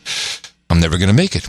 Texas sheet cake and shrimp and grits, and filet and spotted cow. And, of course, you're already munching on the mutton. So have a glass of mead with that, and after you're done, and congratulations on your knighting and damings, go to noagendanation.com/rings, select the one you want, and Eric Schill will get that off to you as soon as possible. And yes, we do need, I found out, we have silver sealing wax, gold sealing wax, blue sealing wax, red sealing wax. There's some nice stuff we got. So you get the sealing wax, you get your knight or dame ring, which is a signet ring, and along with that, you get an official certificate of authenticity. Thank you again. Welcome. No Agenda, brand new Knights and Dames. No Agenda meetups. Yeah, potties everywhere. Yesterday, I got a note from C Mike. And he says, hey, can you join the meetup at 4:20 via video? And I was like, well, let me see if I'm around, because typically we're out doing stuff. And I was, and so I called in. They put me on the Zoom. There were like 25 people there. I called into, or it's too early for the Fugazotos, so I just missed them. But I did see all 58 of C. Mike's children, including the ones named after us, John. Nice. Yeah, and handsome. Oh, my goodness. Beautiful. And one of the daughters is the Don't Enslave Me Kamala. And I complimented her on the terror and fear that she was able to conjure up in her voice, and she seemed proud of it in a very odd kind of way. Thank you, Em. Now the kids are pretty grown, but oh my goodness. And Dame Blackhammer has another one on the way. these guys. It's Kansas City. What's in the water up there? In the morning, John and Adam, it's Sir Spencer Wolf, Kansas City. Just wrapped up a great KC meetup. If you count Fugazato's dog and all the human resources, there were 38 attendees from 4 states representing today, plus a virtual cameo from the Podfather himself made this meetup one of the best ones yet. Dame DeLorean here. Love is lit. Hi, Adam and John. In the morning, Adam and John from Montana here at the Kansas City meetup. Having a great time, and it's like a party. Hey, this is Kyle from Omaha. The barbecue is worth a 3-hour drive. This is Sir Baronet John Helmer from the great state of Kansas, where we do have guns. And John, I'm not buying it. In the morning, this is Dave Fugazzotto, Duke of America's Heartland, the Arabian Peninsula, here with my lovely bride, Dame Melody. Hi. And my lovely daughter, Dame Isabella. Hi. And our lovely dog, Rusty. John, I don't know what happened with my diction, but I'll work on it. In the morning, this is Matt Leroy from middle of nowhere, Kansas. House buying and selling karma works. Thanks a lot. Hi, this is Liz Leroy, enjoying that country life. And as a fellow crackpot, I need to ask Adam, please, more second half of show. Thanks. Bye. Bye. Hey, John and Adam, my name's David, not Fugazzotto, coming to you from the Kansas City meetup. And I can't figure out who the spook is here. Does that mean it's me? Yes. Moletha here, ITM. It's true. Dame Blackhammer here. Sir C. Mike's rounding up the human resources, and I'm staying as far away from Leanna Wen as possible. Thank you for your courage. Douche. Did she say douche at the end? I heard thank you for your courage and then douche. Let me listen. Sir C. Mike's rounding up the human resources, and I'm staying as far away from Leanna Wen as possible. Thank you for your courage. I think boost. Sure. Love the kids. North Idaho, where are you guys? This is Scott the Jew with your North Idaho Sanity Brigade meetup report from the Growler guys in Coeur d'Alene. That's right, Adam, it's Coeur d'Alene. A quick and very appreciative shout out to Justin from the Growler guys, who was kind enough to make up for his longtime douchebaggery by taking $1 off of everybody's craft beer pours for the night. That was cool. The place is great. The conversation was wonderful. So maybe the player should be like, say your name and where you're from, and then do one of the sound effects. I don't know. That might make it fun. This is Jeff, out here representing Sanity in the Woods. Torin in the morning. Sir Snackingham of the Black Forest, representing North Idaho. Hey, John and Adam. We'll see you here next time. This is Tyler. Well, we're seeing John and Adam this time. We have pictures of their faces gracing us with their presence. Beautiful. No one followed my sound effect suggestion, so I'll do it. Here we go. All aboard, trains good, planes bad. Woo woo! Stay safe! Jobs, jobs, jobs! And jobs! Let's vote for jobs! Yay! God. North Idaho Sanity Brigade out! Stay safe! Man, those jingles, they work. We have them under our control, John. 3 more days till Halloween, Halloween. Hey, it's Rachel. That don't make no never mind. This is Liam. Okay. This is Allison. I have nothing to say. Hi, first meetup. One thing I learned tonight is don't drink from a Diva cup. Thank you. Lessons learned. Oregon Local 33. Shutting it down. Might be over now, but I feel it still. May everyone be loved. Oh, getting pretty creative. Thank you for those reports. We appreciate them very much. Today, we've got a couple meetups taking place in Sumner, Washington. Sorry? Nothing. Oh. In Sumner, Washington, it's the Pierce... Wait a minute. September 30th. Oh, that's next Thursday. Oh, crap. We don't have anything. Today is Sunday. Thursday. I'm so confused. The 30th. Pierce County, Washington, the fall meetup, 6 o'clock at Purdy's Public House, Sumner, Washington. Got it. Also on Thursday, Aloha Luhan, no agenda style, 6 o'clock Hawaii time at the Maui Brewing Company. And in October, I'll just give you the dates and the places. The first, Cedro Woolley, Washington. The second, Texas Hill Country, Helsinki, Finland. New Braunfels, Texas. And on the 4th, Santa Cruz, California. The 9th, San Diego, Okinawa, Japan. Marshfield, Missouri. The 15th, North Carolina. The 16th, Long Beach, Cincinnati. Ohio, Nassau, Bahamas. Shoot, I would have gone to that if we weren't at the Bastrop County meetup on the 16th. Nice. It's going to be out of control. It's going to be so. I hear that they have a marching band and a drill team who will be performing for us in Bastrop. Yeah, it's going to be. We got the bouncy castle. They have everything. Also, a fire eater. I heard fire eater, a close in magician. One of those guys who can. All of a sudden, a giant bolt shows up on the table. The 17th, Orlando, Florida. The 22nd, Monterey, Seaside, California. The 23rd, the Cleveland area. The 23rd, also Charleston, South Carolina. And the Oregon Local 33 meetup will take place on October 30th. Still plenty of time to jam some more in. There's no limit to how many meetups we can have on a single day, as long as they're in different places. And they happen around the world. This is a producer initiative from the NoAgendaMeetups.com site. Is it Phil? Mike? Can't remember. Why do I want to say Phil? Who set that up? I'll have to look it up. Apologies if I got it wrong. It's a really cool phenomenon, and it's helping people. You know, when you can't listen to the show, you got to keep the amygdala correctly sized. Go to a No Agenda meetup. If you can't find one near you, set one up yourself. It's easy. NoAgendaMeetups.com. They're like a party. Sometimes you want to go hang out with all the nights and days. You want to be where you won't be, triggered or held lame. You want to be where everybody feels the same. It's like a party. I'm over ISO'd today. I'm going to say it right up front.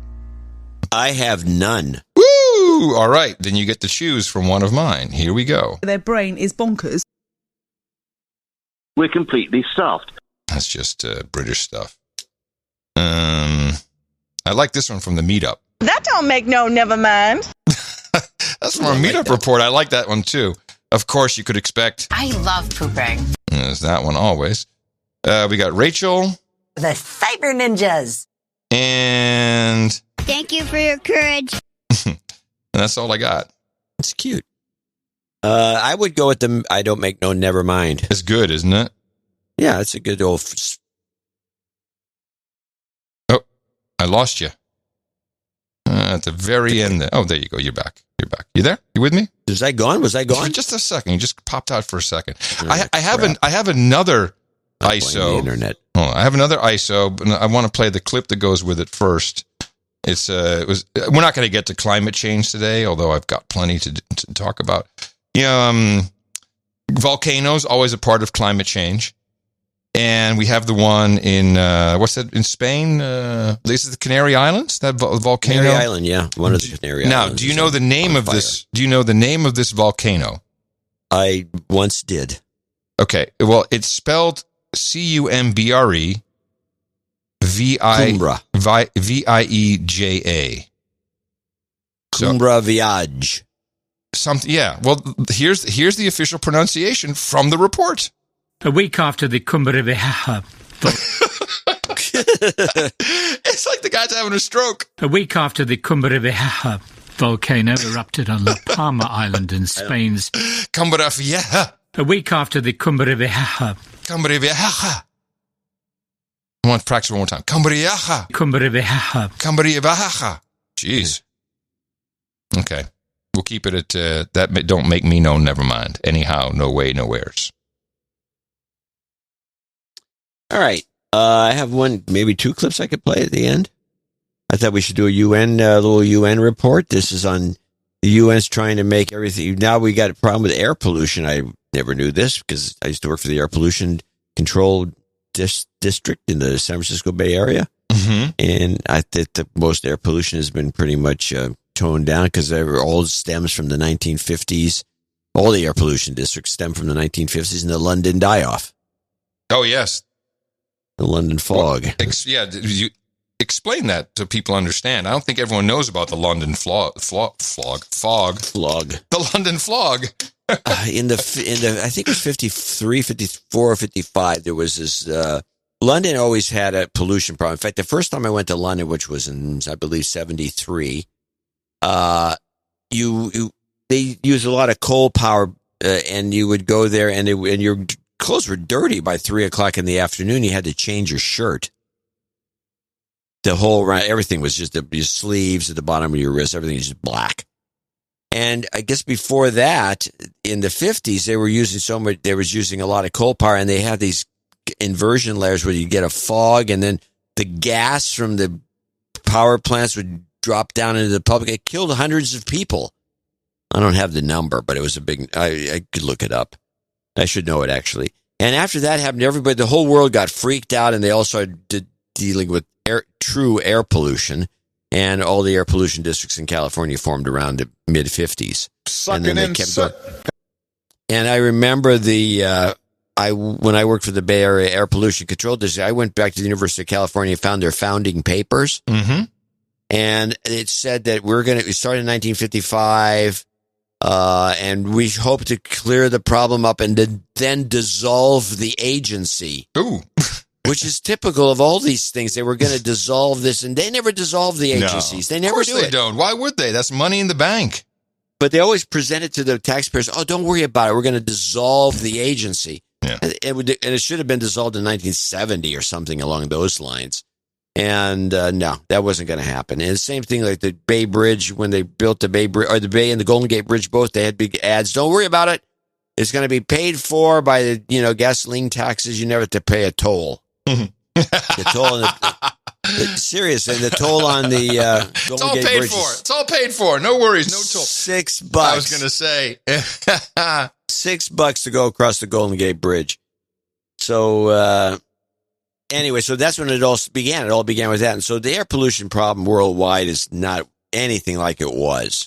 But here we go. Here's our air pollution report. The World Health Organization is warning that air pollution can cause harm at lower levels than previously thought.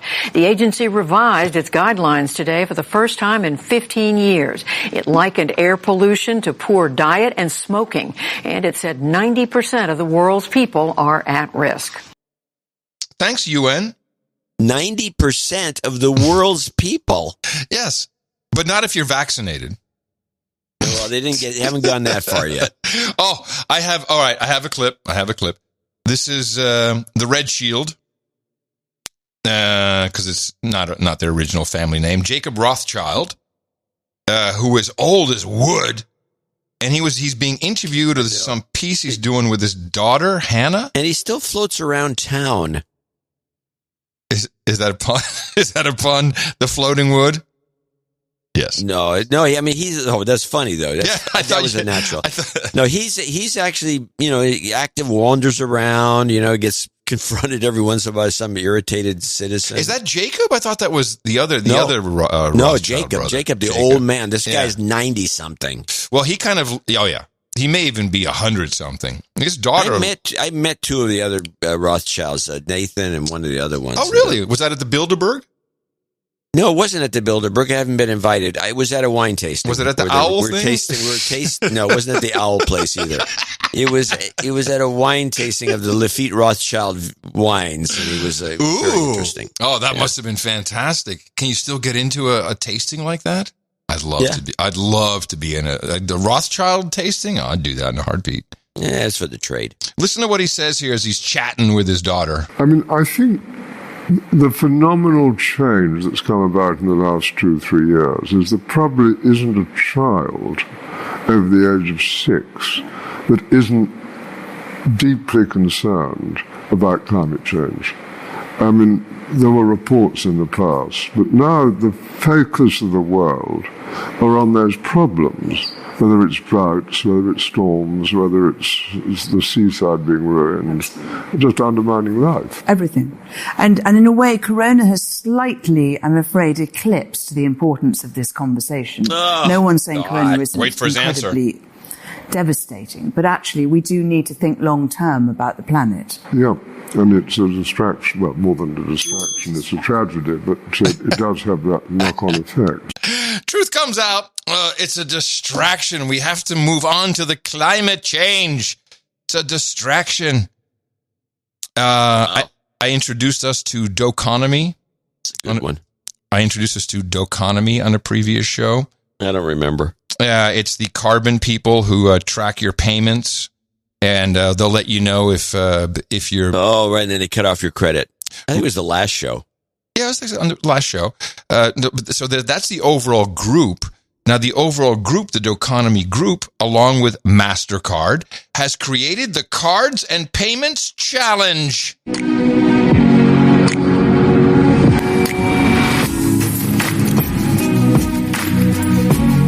I'm Brian Luciani, the head of Rise, created by Barclays. My name is Matthias Wikström. I'm the CEO and co-founder of Doconomy. My name is Brennan Spellasy, the CEO of Patch. My name is Sue Kelsey. I'm the global head of product at MasterCard, leading inclusive and sustainable digital economies. Welcome to the Climate FinTech Cards and Payments Challenge. Advancing climate action with every transfer, payment, and card swipe. At MasterCard, with almost 3 billion cardholders across the planet, there's enormous opportunity for impact, where people, economies, and the planet can all thrive. From offsets as a reward to environmentally friendly e-commerce and blockchain experiences, we're looking forward to powering a wide range of products and features that unleash the green consumer. This is an unprecedented opportunity to get your climate solutions visibility. If you want to deliver impact at scale, come join us. Can't wait to see you in New York. And best of luck with your applications. For the benefit of the world and the people on this planet, good luck with your application. There you go. Every single payment processor is going to join in on this. It's part of the World Economic Forum group. They're all going to join in on this. Oh, that's great. Let's let everybody know how bad their climate pollution is and their carbon usage, and we'll start cutting you off and sending you warnings, nudging you towards good places. I'm sure it will affect your credit, how much you purchase that is bad carbon. Don't let this happen, people. Go away from a bank if it does that. Leave the bank. Cash. Bitcoin.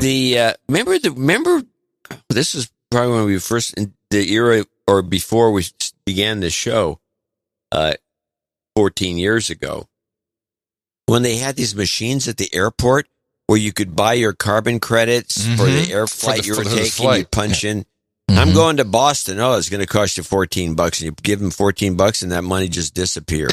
What a game! What a business! Yeah, what a scam! Well, yes, it is. It's a great scam, but it's working. Well, this scam is going to work as follows: you're going to have two competing products. Coca-Cola and Pepsi, let's say. One of them is going to give you is going to be a charge against your climate bill of a 0.3, and the other one's going to be a 0.4, or depending on who bribes who, the other one will be a 0.4 and the other one will be a 0.3. This is leading into some sort of gray market of these numbers. So if you give us this much money, you'll get a better, your number will go down, so it won't be charged against the person. This is a bullshit deal. I'm telling you, do you recall that there's a bill now, and it may even get rammed into this $3.5 trillion thing. There's a bill that effectively takes the credit reporting away from the arguably 3 credit rating agencies. So the government will now do it, and they already have said as a part of this proposed bill, we're not just going to look at your at your actual payment history. No, we're going to see if you're a good doobie or not. So that comes right into it. This is all part of it, and people just going like a deer caught in the headlights. What? China. Yeah, it's China indeed. So.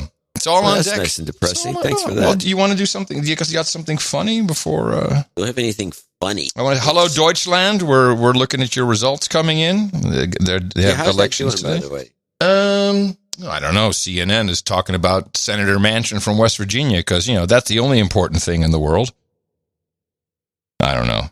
I was watching this. I only have 10 seconds of a commercial on something about hand treatment, and they had John Elway, who's old quarterback. I guess his hands are all grizzled up or something, and this 10 seconds is kind of like it makes you're dropping out, John. You got to talk in the mic, man. Seriously.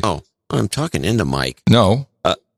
Well, anyway, Elway's got in this commercial. He's talking about some hand treatment because his hands are falling apart. Just want a hand special. I'm sorry. And it sounds like he's talking about something else. Tell me if you think the same. I can only imagine. So when a hand specialist told me about non-surgical treatments, it was a total game changer. Like you, my hands have a lot more to do. Learn more at faxonhand.com today. Please. What? Branch hand, anybody? Yeah. I feel you. His hands now have a lot more to do. John, I always thought that about Elway. He came from Stanford, you know. We are forever 12 and proud of it. I don't care what anyone says. That's your deconstruction for today, my people. Next on NoAgendaStream.com, we got Fun Fact Friday. Yay. I love that show. That's a great dad with his daughter there. Stay tuned for that. Yeah, that's a great show. That's a good show. It really is good. Let's see. End of show mixes. Sound guy Steve. I do a little... I don't even know who did these. Some of these older ones. The S&J Shanghai. My goodness, I'll have to put it all in the credits. I'm playing some older ones for you today. Classics in a couple here of classics. I heard. That's right. Coming to you from the heart of Texas Hill Country, FEMA Region number 6 in the governmental maps. In the morning, everybody, I'm Adam Curry. And from northern Silicon Valley, where I can tell you to use cash. Use cash. I'm John C. Dvorak. Use Bitcoin. Talk to you on Thursday. Remember us at Dvorak.org/NA. Until then, adios, mofos! And such.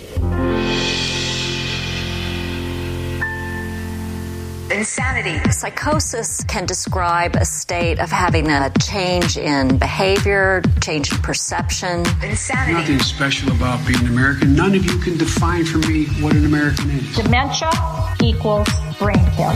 We are determined that we are going to deal with climate change. Insanity. By 2020, make sure all our electricity is zero emissions. My predecessor signed an agreement with the Taliban. Insanity. We have to hold people accountable. There could be speech problems, like when somebody talks in a way that is not concise, they go on longer than they need to. I really mean this. Insanity. I mean this sincerely. It's not a political, it's a reality. Insanity. And it's not just people in these alleys working their butts off. Is the person mentally competent? You know, Insanity. It looks like a tornado. They don't call them that anymore.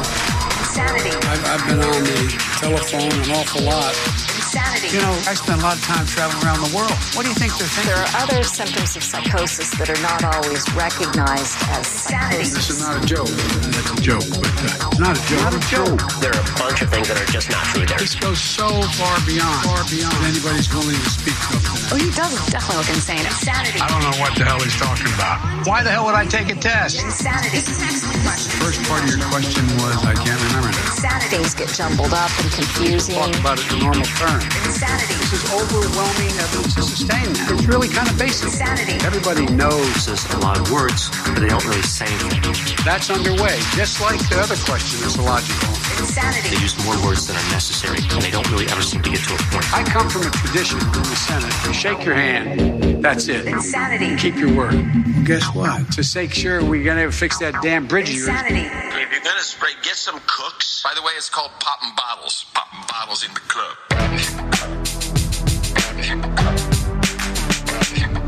Popping bottles in the club. Crystal, Dom Perignon, Dom. Popping bottles in the club. If you're gonna spray, get some cooks. It's called bottles in the club. Popping bottles, popping Crystal, Dom Perignon, Dom. Bottles in the club. Bottles in the club. Popping bottles in the club.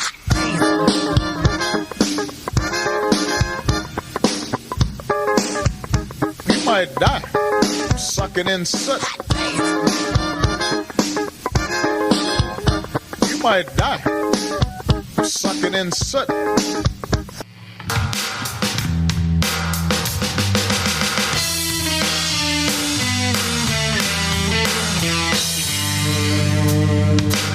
Everybody's talking about the sweaty pale monkey, swinging from a tree and he's moving like a donkey. Places to go, got people to see, got deals to hustle, get the dough ray me. I ain't ever seen nothing like he done before. He's a moving violation, breaking in your back door. What you don't know, what you don't say, he got mouths to feed, he got bills to pay. Looking real hot and he's trying to settle the product. Face bags up a bird, kinda like a robot. Face bag!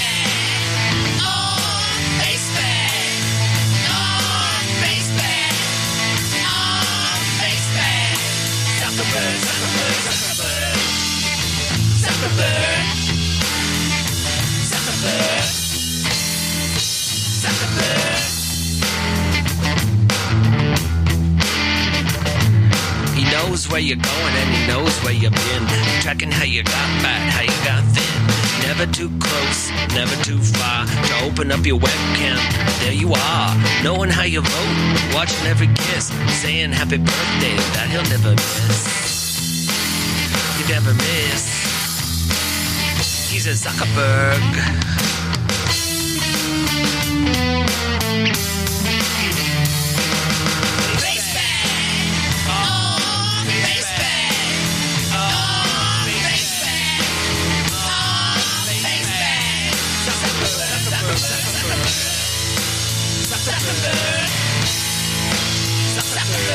They started Facebook, I run it, and I'm responsible for what happens here. It's not enough to just connect people. We have to make sure that those connections are positive. It's not enough to just give people a voice.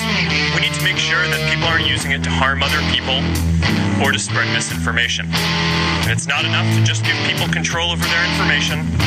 We need to make sure that the developers they share it with protect their information too. It will take some time to work through all the changes we need to make across the company, but I'm committed to getting this right.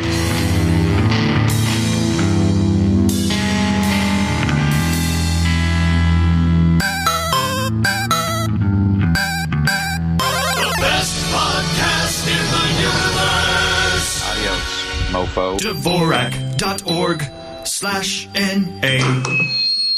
That don't make no never mind.